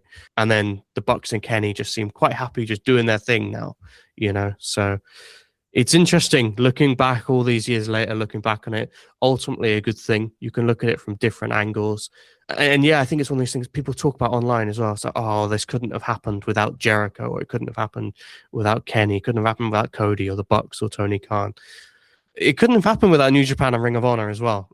I don't think. And yeah, I think all of these people and shows like this, it all played its part. And I think this was, like I say, this was the moment, or this was the show where New Japan kind of gave the ball to the Elite, and New Japan went all in on their expansion into the US.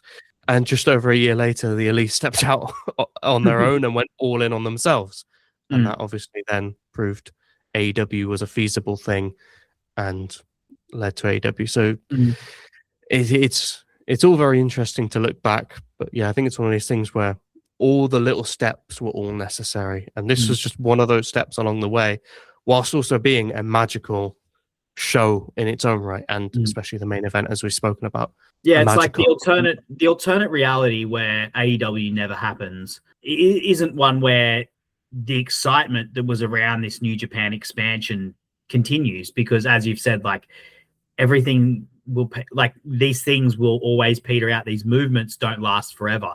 You can look at things like music or movies, and everything has a peak, you know, like, and eventually becomes the exciting new thing. You know, the thing that I'm just immediately thinking of right now is, say, grunge in the 90s.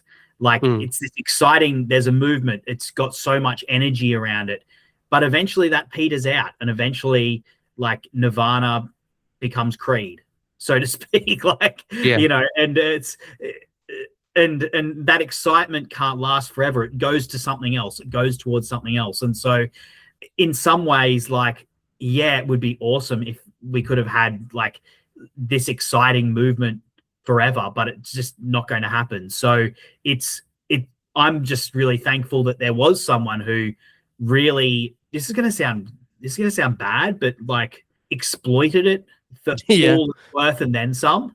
Like there's in a good way, but in a good way, in a way that has had a hugely beneficial effect on the pro wrestling industry. Like if this movement, this 2010s movement doesn't result in AEW, the Elite in 2019 go to WWE, then chances are the indie boom dies out, and this New Japan expansion dies out during the pandemic. And then, well, if they didn't go in 2019, they would have gone during the pandemic. I think it would have just been a thing of like, we can't travel back and forth, do all this stuff. Let's just go to WWE. Yeah. And WWE at that time, obviously, they brought back Roman. It's funny, the Bloodline doesn't happen without the Elite saga, by the way. Like they were just fully copied. But like Roman returning and going heel, that maybe doesn't happen with if AEW doesn't come about, because they probably just signed the Elite, or like they're at least, if they did sign them in 2019, they would have been shiny enough toys where it's like, okay, let's do the Kenny Omega run. Let's, you know, have the Elite holding all the belts and all this kind of stuff. You would have got that in WWE, and that's a much worse world. And like, this is just a reality. Obviously, it would have been nice if COVID didn't happen. And from a New Japan perspective, it would have been great if like New Japan fully established themselves and stuff like that. But ultimately, that just ended. The best case scenario is that ends up in something like a watered down version of AEW anyway. So yeah, like ultimately from a fan perspective, I think we've got best case scenario here. Like it feels kind of gross to be like, it's great that from a capitalist perspective, this was capitalized on, like, and exploited to the absolute most degree that it could. But I think we're in one of the best possible end scenarios for this, where it has legitimately created a second company. This movement has created a second company, which means for the wrestling industry, there's more on offer for fans. There's more on offer for wrestlers. Wrestler pay is up. It's overall the best case scenario for the end of all this, but it does suck for New Japan at the same time. You know, what's ended up happening with their American expansion and them globally as well. There's a lot of other factors that go into that for them. Yeah, they've lost Okada, lost Ospreay, Jay White, Kenny Omega. This kind of thing Yeah. is not without its casualties, but at the same time, it's not a guaranteed thing that if AEW doesn't happen, that Kenny Omega and all of these things continue on as they were, because they probably wouldn't have in the end anyway. Let's move along, and let's talk about the people who are in this match. The one that I really want to talk about is Kenny Omega, because I feel like Kenny Omega has never felt cooler, looked hotter, or had the feeling around him quite like he had at this point. And I don't think he's ever been able to capture it quite in the same way in AEW. There's always been this discussion around Kenny Omega, and it would be foolish. Some of it was completely disingenuous. I think there was people who were there to try and troll because they didn't like the way that AEW came about, or they didn't like Kenny Omega. They wanted to sort of try and tear him down. But I think there is genuine talk about AEW has not presented Kenny Omega in the way that he was presented at this moment in New Japan. And why is that? Firstly, number one, do you agree with that premise, or do you disagree? And if you do agree or disagree, why is that? I agree to some extent. Obviously, I think you had the belt collector period where I think they were presenting him as this huge star, going above and beyond, that belt collector storyline where he was in AAA, TNA, and AEW, kind of conquering North American wrestling, having already done that in Japan. That to me, as a story and the way it was presented, did feel really, really big. And you had these things that were huge angles, like the TNA kind of when that first came about, the wrestling world was oh my God, what's happening? This felt like a forbidden door kind of moment, right? They didn't fully capitalize on that. And I think part of that is TNA's fault. I think maybe they wanted more than they were realistically ever going to get. I think at the same time, Tony Khan in general cares more about his promotion, which he should, of course, but sometimes wasn't as open to collaboration as New Japan were in previous times with Ring of Honor and Rev Pro and other things as we've seen elsewhere. So I think that part of that, that could have been more than what it was. But I do think Kenny was presented like a huge star. But at the same time, I don't think it's ever felt the same as New Japan. And that's partially because it's not the same. And this is why, before we started recording this podcast, I told you I had a very simple answer in my head for Kenny and AEW versus New Japan. First of all, his athletic prime was in New Japan, so just the matches were always going to be that little bit better. That said, I've got there's a little bit of nuance to that, because when he went and had matches with Ospreay, that felt Kenny at his best. When he did the Gabe Kidd thing in New Japan, that felt like New Japan Kenny. Slightly different, of course, because he was wrestling slightly different and didn't move quite as quick and all these kind of things, but it did feel like an older version of Kenny. But also just the way New Japan present things. And I think you said you had some nuances to get into with camera angles and stuff like that. But we spoke about the theme song and even just the way in which the audio works within those arenas and things like that. Kenny truly felt larger than life. Not to sound like a WWE fan, but he felt that. As to me, Kenny Omega is my Hulk Hogan for people who grew up in the 80s. And obviously, he's a much better person than Hulk Hogan. Let's just get that clear. But that in terms of the star, for me, that's Kenny Omega. There's no one who has been presented to the way I see wrestling as bigger than Kenny in New Japan. And I think that's quite a hard thing to replicate. In general, I would criticize a lot of the way that AEW have produced their shows at times. I think they could have stripped back a little bit more. I quite liked early AEW, the way that was presented. It felt vibrant. And sometimes it was okay, we can't be that vibrant because the stadium's half empty, or the arena's half empty or whatever. So it's okay, so we've got to make it darker to do. And then it kind of became a little bit more like this NXT vibe for a while, AEW. And so there's reasons as to why some of those choices happened. But I think New Japan, even when an arena is kind of half empty, they kind of just still present it and they don't really care. And because of the way, when Kenny wrestled Gabe Kidd, that stadium was half empty, and that's a huge stadium. And you could feel it at times, but it also didn't really matter because the way Kenny was presented and the brilliance of that match and all of that, it just meant that it didn't matter. Obviously, maybe if you haven't got Kenny Omega in the ring, and maybe it's, I don't know, Joey Janela or insert any other like random wrestler, who's been in Jay AEW. Lethal. Jay Lethal. Jay Lethal versus Juice Robinson, a match that happened on this card. Those matches would Yeah. feel much. So I completely get why AEW have at times presented themselves the way they did, but I think just New Japan nailed that and nailed the presentation because of how they do things in general. And I don't know if that was possible to be replicated in AEW in the same way. And I think like people go, oh, because I've seen some people say WWE, if Triple H got his hands on him and how much Triple H, clearly loves Kenny Omega. I mean, he was trying desperately to recreate him in NXT for years. Like if he got his hands on him, maybe, but like it would have been in the WWE way, which would have been different as well and wouldn't have been as good. I think New Japan just nailed it. And I think it's fine that Kenny Omega peaked there. That's just my like quite simplistic take on it. In terms of the matches, sorry, this is a bit long-winded, but Can I jump in? Can I just jump in? Yeah, go ahead. Just to talk about, you mentioned aura and whatnot. I didn't use that actually word mention aura, but I will mention aura. I will mention aura because I actually think it is pertinent to what we're talking about. Omega is a smaller guy than most stars are. Like he's smaller than Hangman, he's smaller than Moxley, he's shorter. He's muscular, obviously, and ripped. But what that means is that when he's on hard cam, which is what Western wrestling is based around, that is the default angle in Western wrestling is the hard cam. He looks small, whereas the default angle for New Japan is from ringside, a low angle shot looking upwards at them. So Omega always looks bigger in New Japan purely because the default angle is that low angle shot. And I honestly think this New Japan production and camera technique has so much effect on Omega's presentation. There's also the way they shoot the action in New Japan is often slightly more zoomed in, and they hold the camera shots for longer, which for Omega, who is such, we talked about how frenetic, how kinetic, and how much power it looks like come through his moves.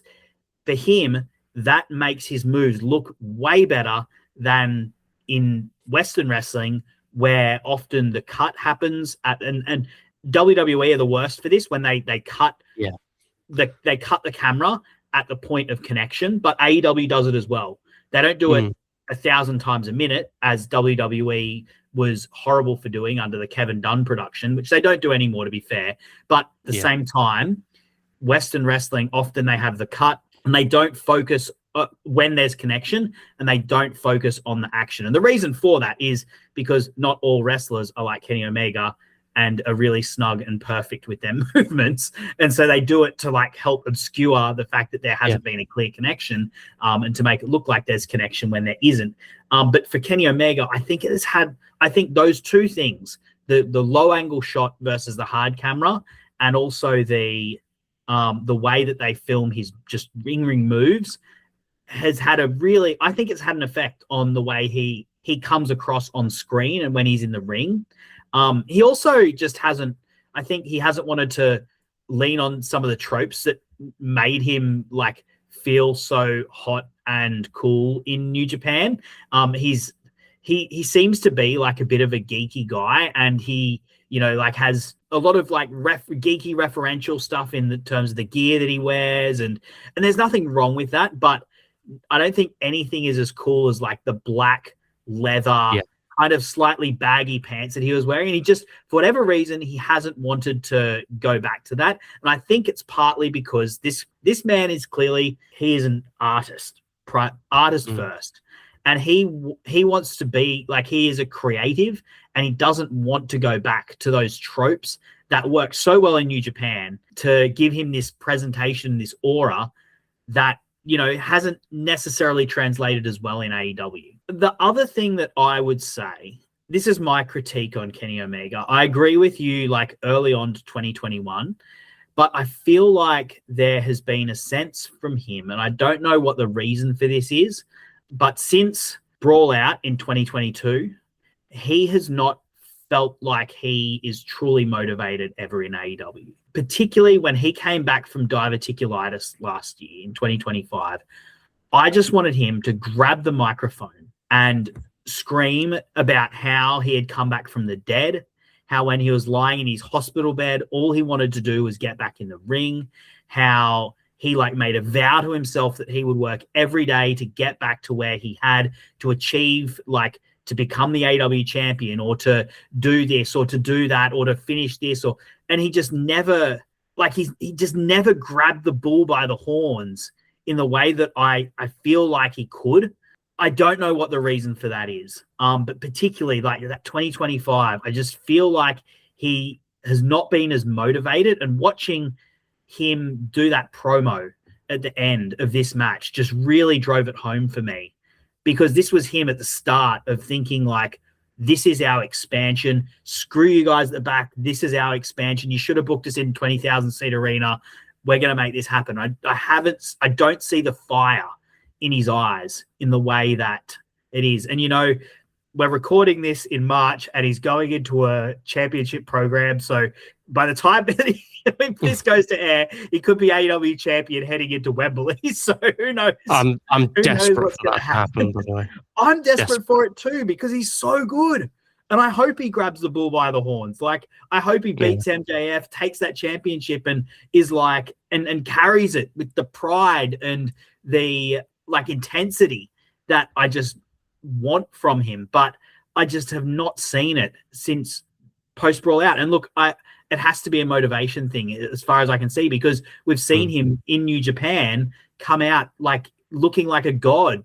That's what I was going to say. It felt different with Ospreay and Gabe Kidd. It did feel different. It felt different. And part of that is New Japan's presentation, but also I think he was very clearly very motivated to do that story with Gabe Kidd and Ospreay. I think he owed it to New Japan and Ospreay, and then I think he just loved that work with Gabe Kidd, and probably still felt like he owed New Japan. Like I do think like we were talking about that earlier, where like the Elite go and New Japan had a right to be annoyed. I think Kenny comes across as a very reasonable person. Even Punk was like, that's the one guy, you know, out of all of those guys, I've not got any issue with. Just seems like a very nice guy, right? And but also very reasonable and can understand where like he may have like, you know, pissed some people off and want to not give back to make it right or to like make amends even, but like because he does actually care about New Japan and the fans and, you know, Japanese wrestling culture in general. So I think he did, like, there was more motivation there, and you could see that in the performances. You can see that in, you know, how he's building it. Part of me thinks he should go back to New Japan, but I don't know if his body could take that workload anymore. Yeah, this is another question I've got, right? And this starts to get to like what translates in American wrestling. With Kenny Omega, I struggle to understand who he is. What is his character? Like, and I think it's really important because we've for a long time been in a post like startup world. So it didn't matter so much that in like this era of New Japan, there's not really like, there is a character there, but it's, you know, the movement is not fueled and the engagement is not fueled by like, this is a character that I connect with and I identify with and I get behind. But more and more in AEW, we're further and further away from that movement of being like, oh, I like Kenny Omega because he is part of the elite that built this thing. And I'm so invested in like these guys because of how they're setting up this alternative that I believe in. And I want to be like, it's now the establishment. And I feel like since that 2021 run, Kenny Omega has struggled to define who he is as a character, you know, in a way that I would say definitely Hangman Page hasn't struggled. I'd say even the Bucks haven't struggled. No, yeah. But Kenny Omega, I feel like he is almost rudderless in terms of answering the question of who is Kenny Omega in AEW. I think beyond the initial movement. Yeah, I think he kind of just sees himself, like his character as himself. That's how I've always taken him except for when he is playing like this, because even like you said, it wasn't like necessarily the strongest character work specifically, in this era of New Japan, but he was leader of the Bullet Club. It was the elite. There was a lot of attitude and arrogance at times, and Kenny's so good at arrogance. Like, I think in many ways, like, people really want him to be this, big baby face. He's always done his best work kind of as a heel, not necessarily in matches, but like character wise. In AEW, he is very much, he comes in at the start, he's playing Kenny Omega, right? But there is even that air of arrogance. There's the whole thing within the Moxley thing where it's like, you didn't win the G1, I did first time, and it's like all these little like digs and stuff like that. But he's kind of playing Kenny Omega, he's likable, all these kind of things. But then when he turns heel, and you really start ramping up that story with Hangman, and the Bucks go with him as well, and then you get like the belt collector that is super arrogant, like he is just Bangkok, all these kind of things, like just absolute like childish knobhead basically, and he's basically a third Young Buck, right? And I think he really excels in those kind of moments because, yeah, like you say, he's a bit of like a kind of like a goofy guy. So when he's doing, stuff like that, it's kind of easier for like him to characterize himself in that way. Whereas when he's playing a babyface, I think he just sees himself as, good guy, nice guy, and that's fine. In many ways, Hangman is the same, but Hangman and Kenny has been part of and has been a driving force in some of the greatest stories ever told in wrestling. He's absolutely one of the best storytellers I've ever seen in wrestling. But I think in more recent years, and obviously he's had his time off, sometimes he is just kind of happy to do stuff with the Bucks because, at one point maybe he thought he'd retire, and maybe that is genuinely just what he enjoys doing the most. But at times like now, especially when he's going for that world title, I want to see him lean into that kind of like cocky Omega, but do it in a way that's likable, like when he was going against like Moxley and stuff like that. I think that potential is there, but yeah, I wonder whether it's a motivation thing or what the reason is. I don't know. I struggle to think of like, why do we engage with you? Like, beyond because to answer, you said like, Hangman Page is very much like himself as a face, but he has so much in terms of how he's built his character and the vulnerabilities and how he's worked through that, and you get behind him because you identify with him and you want to see him overcome these things and see, like, I don't know, I just have not seen that from Kenny Omega since really even like in his earliest run, but I was invested in him because of the role he played as Kenny Omega, the revolutionary coming in and helping create all of this and how good he was. But yeah, I don't know. I hope I'm proven wrong. I really do, because like my memories of Kenny Omega at this time are just so strong, and how he blew the doors open in my mind of what wrestling in the ring could be, and how excited I got, watching the Bullet Club Civil War, and how I was like wanting him to get his hands on this dastardly Cody Rhodes. But yeah, look, I don't know. I was thinking about it before this, and I was like, why have people not connected with Kenny Omega the way that they did when he was in New Japan? And I don't know, there's a lot of things that go into it. And, there's also like, you don't know who's to blame for this. Like, is it Omega? Is it the booking? Like, he's been injured a lot, and that's not necessarily his fault, but I don't know. There's a lot of things, and I hope I'm proven wrong. I hope, it's part of me. End of March right now. Bookmark that. Like, this is going to come out in June. I hope I'm wrong. I hope people are going, wow, is it that wild that Sam and Gareth, particularly Sam, I hope you're in the Discord, getting in the Discord, absolutely getting up me for my lack of faith right now. Like, I hope you are, because but this is where I'm at right now with Kenny Omega. I'm like, who are you? What do you want? Like, why and why do you want it? Tell me. Grab a microphone and scream it at me, please. Yeah, it's the what do you want and why do you want it more for me, because I think, like, again, you can just be like a nice guy, but Hangman's entire thing since day one in AEW has been he wants the world title, and he wants it so that he can prove that he does belong amongst his friends who are like all-timer legends. Obviously now he is that, and we've just gone through this story of him losing the right to ever challenge that belt again. So now he has to kind of redefine himself, which is a story I'm excited for in the future. And we'll see where he goes with that. I'm sure he'll do a great job because Hangman always thinks character first. I think Kenny, my explanation is he's not thinking character first. I think people often think in wrestling, oh, it's story and they want this like convoluted like plot or whatever. A lot of it, actually, the best stuff is just when you have a really strong character and they go on often quite a simplistic journey. And like, for example, someone like Hangman, not everything about his journey was simplistic, right?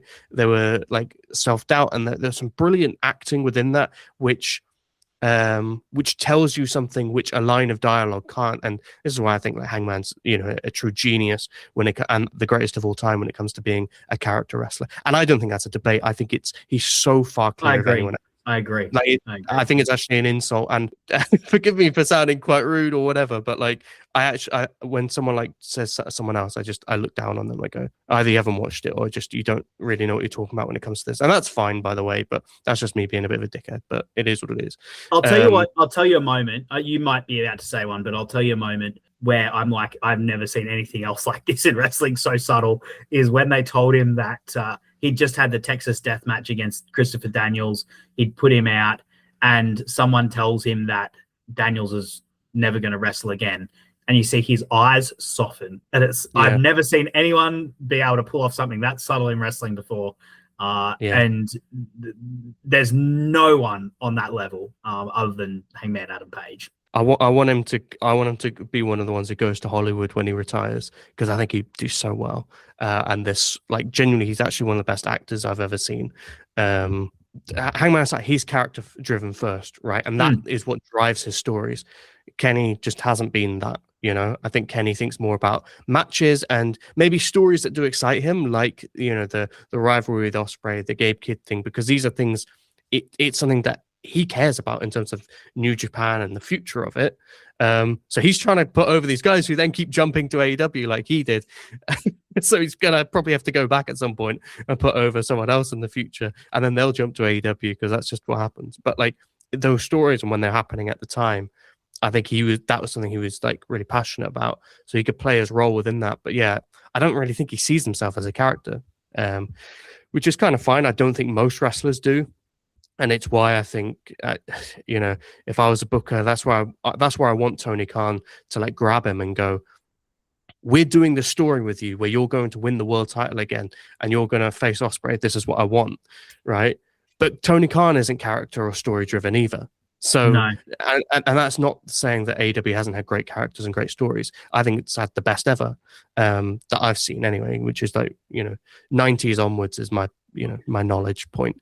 Yeah, so best in that time period, easily for me. But I think that's all come from people like MJF, like Punk, like Hangman, who are character first and then build stories around that, To an extent, Moxley has done that at times. Sometimes he's missed with it.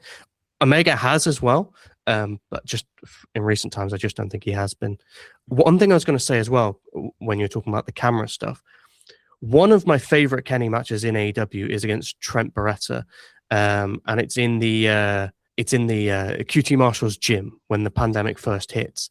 And because of how small that gym is, at times they're having to shoot up, and I realized like a lot of like the images I really liked and why I like that match so much is because number one, it's really creative with the space, but number two, the way it's shot is probably more similar to a New Japan than other AEW things, because you couldn't really use the hard cam in the same way. They had a hard cam, but you couldn't really use it in the same way there. So a lot of it, and Dustin versus Lance Archer is another one where I love it because you're at ringside and it really feels like you're kind of there and with them. More wrestling needs to be shot like this, I think. Yeah, you can still do those big shots of like when you've got a big crowd or whatever. You can still do those as well. New Japan does them and whatever at times, but like really focusing on the action and shoot upwards. But also when Kenny's hitting a V trigger, when they cut there, part of why it's so great and it hits harder in New Japan is because you see Kenny like run at you. Obviously, there's someone in the foreground, but you see Kenny run at you and you see him throw that knee towards you as the audience, because New Japan often shoot it from behind the guy who's hitting it on. And that's so good. AEW often they'll do the bit where he's running, and then at the point of impact they'll cut to that thing behind it. But I'm like, just leave the entire thing behind whoever he's hitting the move on. It would hit harder. And I think against Trent, they do stuff like that. The final thing I was going to point on, because this is a point which we haven't touched on in terms of like Kenny Omega in the ring. Obviously, I mentioned his physical prime was past. I think even right at the end of that New Japan run, like I don't think he was quite the same as like that 2016 to 2018 period. But maybe that's just like remembering the Tanahashi match, and Tanahashi wasn't quite as smooth as prime Tanahashi, so maybe that's part of it. But also, I just think like opponents like Ishii, Naito, Okada, Ibushi, Tanahashi, these guys don't grow on trees. And I think truly you've got Tanahashi and Okada, two of the truly the greatest of all time. Tanahashi is the greatest babyface ever for me, especially in ring, along with Danielson. Ishii is right up there in terms of babyface performances for reasons we've spoken about in this podcast. More the simple things. Ibushi is just incredible, and his chemistry with Kenny's brilliant. Naito, this comes to a question I was going to ask you, but Naito, his chemistry with Kenny is incredible, but also an unbelievable wrestler. And yes, as time's gone on, you've had like the Ospreay and Danielson stuff. Obviously, some of the Ospreay stuff was in New Japan as well, but then you have one on Forbidden Door, and hopefully we get another one at Wembley. We had Danielson, which like that felt like a match of the quality, even if it was slightly different of Kenny in New Japan. The Pac one, Phoenix, Vikingo. The MJF match was very good. Takeshita, Moxley, they've all had like very good matches. I just don't think, Danielson aside, and Ospreay, which half of that was in New Japan anyway, I don't think those are quite that same level of opponents, especially when it comes to chemistry with Kenny and his physical prime. So I think that's the explanation for the matches. My question was about this, going back to the Ishii thing, where for you? So do you think this is their best match together? Because a lot of people say the G1 match they had afterwards was better. For me, this is their best match together. I wonder if you had an opinion on that. Oh, I mean, these guys have a lot of matches against so many good ones, yeah. I can't I honestly cannot, they sort of blend into one, to be honest.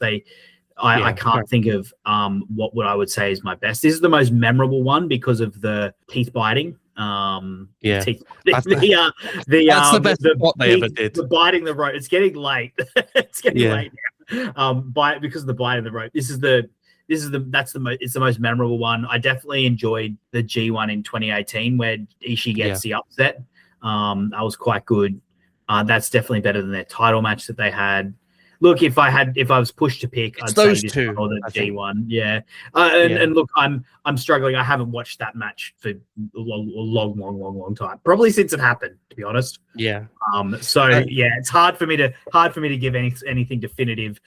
This is the most memorable one, but yeah, I have really good memories of the 2018 matchup as well. But these guys have, even just this year, I think they had two other matches before this one. They've fought each other plenty of times, and always good. Yeah, for sure. I prefer this one, and it is the story, everything surrounding it. And I think it's one of these things, kind of the curse of Ishii, to talk about him briefly as well before I get on to my second question for you. But Ishii, kind of the curse of him is that like he's almost better when he loses, because he tells such a great story of like dying in defeat. And that's probably a big reason. But I think the story for me is just better in this match. That also, like, I think that spot with the biting on the table spot, the best spot that they ever did. And I prefer like the closing sequence. It feels the most like a fight that these two ever did. So for me, it's their best. But I know a lot of people say the G1 match. I wondered if you had an opinion, but yeah, you probably have to like watch them back to back and look over that. I watched all their matches in a row when I first watched them, because people are like, this is one of Kenny's best opponents. So I just watched all their matches, and yeah, this was the one that stood out and stays with me the most for sure. But on that, where do you think Ishii ranks alongside Kenny's all-time opponents? Because obviously Okada is probably most people's number one. Naito's right up there. Ospreay. I think Ishii's easily in the top 5 for me. Just thinking about anyone else. Just thinking about it. Moxley. Yeah. Yep. Moxley is definitely one I'd put up there. I wish they'd done more with Hangman. Oh, he said it exactly the same time. We said it at the same time. Yeah, he's had some really good matches with Goto. So he's the G1 final he won was against Goto 2018. Man, 2018 he was just on a run. Ibushi obviously. I don't have as many. I need to rewatch it at some point, but I've watched it twice and I never clicked with the Wrestle Kingdom Kenny versus Tanahashi match for whatever reason. I love that match. I don't know what it was. Yeah, look, it's up there. Definitely behind Okada, definitely behind Naito, definitely behind Ibushi. Ospreay. Yeah, I love the Omega Moxley match. Matchups. I'm probably getting into a place where people are going to start really disagreeing with me pretty heavily, but part of that is just, this is John Moxley was my favorite WWE wrestler, probably my favorite wrestler of all time, and getting to see him collide with Kenny Omega, who in the 2010s was the person that drew me into New Japan, was just felt so exciting and awesome, and I really liked the interactions they had, and particularly the matches. Except I was going to say, except for the first one, I didn't like that match. That first one. That's my favorite. It's too long. It's too long. Way too long. It's like 20 minutes too long. But that's a different story. We can't go into that, Gareth. Yeah. He's right up there, basically. Ishii is 100%. Yeah, look, I think I'd put him and Goto behind those like all timers. So if you're talking about like people who aren't other all timers, not that Ishii and Goto aren't all timers as well, but you know what I'm saying. Like blockbusters, main event stars. I think I'd put Ishii and Goto together. Yeah, that's fair enough. I was just interested because, I think that's often quite an overlooked rivalry within Kenny Omega's career. I think by a lot of people, but I think it's really one of the best. But look, my last thing I wanted to talk about, and I don't know what we can say more than that. I've just got Ishii and AEW has been pretty fun, hasn't it? We've just got like 40 minutes talking about Kenny Omega and AEW, but Ishii and AEW, pretty cool that he's like been able to have this sort of little career, it's not like a renaissance or revival or anything, because it's not like he ever stopped being good elsewhere. It's just like he's got this, like he's in Japan and he's got this second place he can just go to and probably gets paid pretty well. The crowd loves him. Whenever he's there, it's like, oh, this is nice that Ishii's here. I don't know if he's ever going to do anything much more in AEW than just be someone that shows up and has, fun little interactions and matches. But yeah, just a cool thing to happen. Yeah, obviously they did the stuff alongside Orange Cassidy, which I don't know where you stand on Orange Cassidy. I'm really bored of him. I think like I pitched this to a friend of mine actually. I want Orange Cassidy to like just play around with some different characters and eventually get to the point, like do a hardcore Orange Cassidy, because he's so good in those kind of matches. This is way off topic now, but anyway, basically get to a point where he's like a Mick Foley, where he's got like loads of different characters. He can bring them out, because like he's so stale for me at the moment. But I really kind of actually resent that like Ishii is just kind of like reduced almost to like a comedy character in AEW, whilst the work in ring is usually very good. I wish like, you could throw him in a Continental Classic and have him be like really, really serious and be like basically do his role that he does in G1s, because he's incredible that, or in tournaments in general. Yeah, so I love seeing Ishii whenever he's on my screen. I think sometimes AEW have kind of just like almost trivialized him to an extent, and it's more, but that's just kind of like, it's American TV. It's a bit all different. Of the things we said about Kenny Omega and New Japan production are like exactly the same with Ishii, but times 10, and add in like a whole bunch of the crowd who don't necessarily get him, in the way that, it's not like if he'd shown up earlier, then it would be like, oh, shit's about to go down. Ishii's in the house. But now it's like a lot of people in the crowd are not as on board. Like they don't have that history that they do. And because of the roles he has played, you're right. Like he doesn't have that aura in New Japan he doesn't have that aura in AEW that he does in New Japan, for all those production reasons, but also just because he's not there as much. And also like AEW's kind of got its Ishii's in like, Yeah. I've been saying for the Continental Classics that Mark Briscoe, unfortunately wasn't in the most recent one, but Mark Briscoe was filling that kind of role where he's just like this guy that will not die, but every single night goes out there and just leaves it all in the ring. AEW's sort of got those sorts He's of been people trivialized already. as well, though. Yeah, true. Yeah. I think Tony Khan just loves putting people with Orange Cassidy and trivializing them, which isn't always a bad thing. Like the chemistry, but like it just sometimes goes to the point where it's a bit too far for me. But that's just. I say that, but in 2023, Orange Cassidy was the reason that I was still watching Dynamite. When the Bret Hart shows were going crazy. And 2024, the conglomeration was my favorite tag team of the year. Because everything, partly that was because every other tag team was so crap at different points that year. But but you're right to a degree. Yeah, you're right that at this point, Tony Khan loves trivializing things. This is just like he trivialized the Revolution, as we've spoken about. It's the meta humor that sort of has come in from various points in the 2010s. Like we talked about, I talked a number of weeks ago now about Shikara, and Shikara had like this great. Like heart on your sleeve sort of parts to it, but it also had like this meta humor. And, there's a lot of the people from Shikara have got into AEW, including like people who are backstage in prominent roles backstage in creative.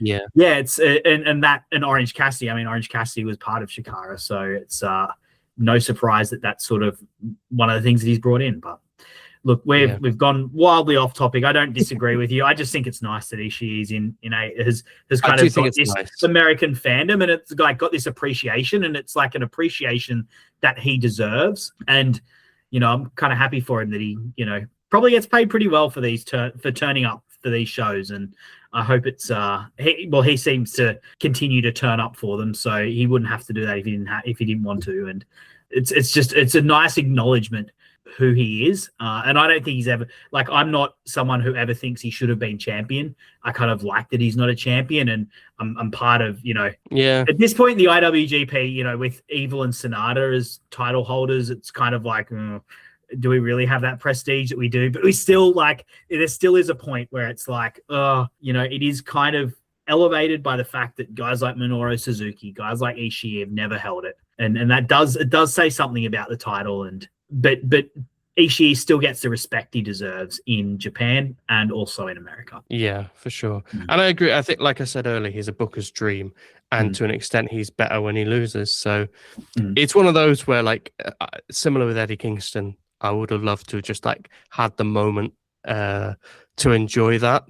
More so than him having like this incredible reign. Although Ishii in particular could have had this like, I don't know, 3-month reign where he just defends it constantly and eventually is just like killed by someone, and then you launch a monster heel off that or something.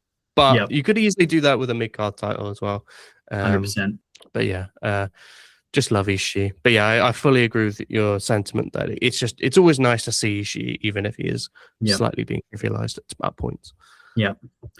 Gareth, it's no surprise to me that we have gone long. I've had a lot. Look, there was a lot to talk about. I'm really glad we took the time, particularly talking about Kenny Omega.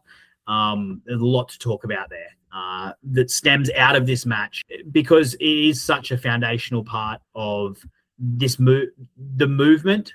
Kenny Omega, obviously, and this expansion of New Japan into America and the popularity that sort of was around at that point, such a foundational part of what became AEW, and that's what this season is all about. So thank you so much for joining me and going through it. If people want to reach out to you, I know you've got various things on the boil or not on the boil at the moment, but where can people reach out to you if they want to have a yarn?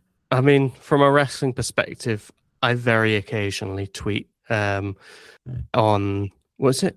At Gareth_Eno, I think is what it is. Yeah, that's probably from a wrestling perspective the best place to find me. But I'm not very often there anymore. Man, remember how important Twitter was at one point? Well, I wouldn't know you if it wasn't for Twitter. So it has done some good stuff. Yeah, look, if you want to discuss with me what we've talked about, as I said, we've covered a lot of ground, and there's probably a lot of people screaming at the top of their lungs at different points throughout what we've said. Jump in the Social Suplex Discord. That is the best place to find me. It's the best place to talk about wrestling with me. And I think it's one of the best places on the internet to talk about wrestling because it's a curated place. It's a curated space. So you don't have all the dickheads. And you do get to know, as you start to jump in there and talk more, you get to know the different posters. So you can have really informed discussions and really good faith discussions. All of the hosts for the Social Suplex are in there. And, we've got hundreds of fans in there as well who listen to the podcasts, who are informed, who are smart, who are engaged, and they love to talk about these things as well. So jump into the Social Suplex Discord, go into the AEW Match Guide thread and tell me. I'm really interested to hear your thoughts on what I said about Kenny Omega. And I'm really interested to hear people's thoughts on New Japan and their expansion into America and how that became AEW. And if any people's thoughts on those things. This season will roll on, though. We have more to go on to, more places to explore. And next week, for the first time, we're going to the first company that was set up as an alternative to the WWE in the 2000s. We're going to TNA, and we're looking at AJ Styles versus Christopher Daniels versus Samoa Joe. That is something that I'm really excited to do because that's another one of those matches that has almost like a legendary place in the pantheon of matches in terms of this is something that happened outside WWE in a period where not many things that happened outside WWE cut through, and this is one that did cut through. So I'm very excited to talk about that. Never talked about AJ Styles on this podcast before. Never talked about Christopher Daniels on this podcast before. Never talked about Samoa Joe on this podcast before. And there's a lot to cover in those three people. So actually, no, that's not true. I did Samoa Joe versus CM Punk a year or so ago. So not entirely true about Joe, but AJ and Daniels should be enough to keep us going. So, Gareth, thank you so much for joining me. It's been a pleasure having you on again, mate. And thank you to everyone who has listened in to this podcast and everyone I've been doing this season. It's been a blast to sort of broaden the horizons of this podcast, and we're going to keep on going. We've got plenty more planned for later in the season as well, as we move towards All Out and beyond to the 5th anniversary of this podcast, which will happen this year, which is kind of crazy. It's podcast turning 5. Wow. Not something I expected, but something I'm looking forward to nonetheless. Thank you very much for joining me. Please, if you've enjoyed it, rate and review. 5 stars does help us get the name out there and helps us get in the algorithms, which is something we all must serve, unfortunately, if we are putting these sorts of things out there. And also make sure you listen to the other shows on the Social Suplex Podcast Network. You can do that in the Social Suplex feed by searching for Social Suplex, and that just is a feed with all of the shows, or you can look up each individual show by its individual feed. Looking forward to speaking to you all again. Thank you for joining me today, and I'll see you again in 2 weeks' time. Bye. Thanks for listening to the AEW Match Guide podcast. If you enjoyed the show, then you can subscribe on the podcast app of your choice so you never miss an episode. Also, feel free to let me know on Twitter at Sir_Samuel. I'd love to hear from you. The AEW Match Guide podcast is brought to you by the Social Suplex Podcast Network, where you can find many other fantastic podcasts discussing not just AEW, but all parts of the world of professional wrestling. Looking forward to seeing you again next week. I'm Sam Brown.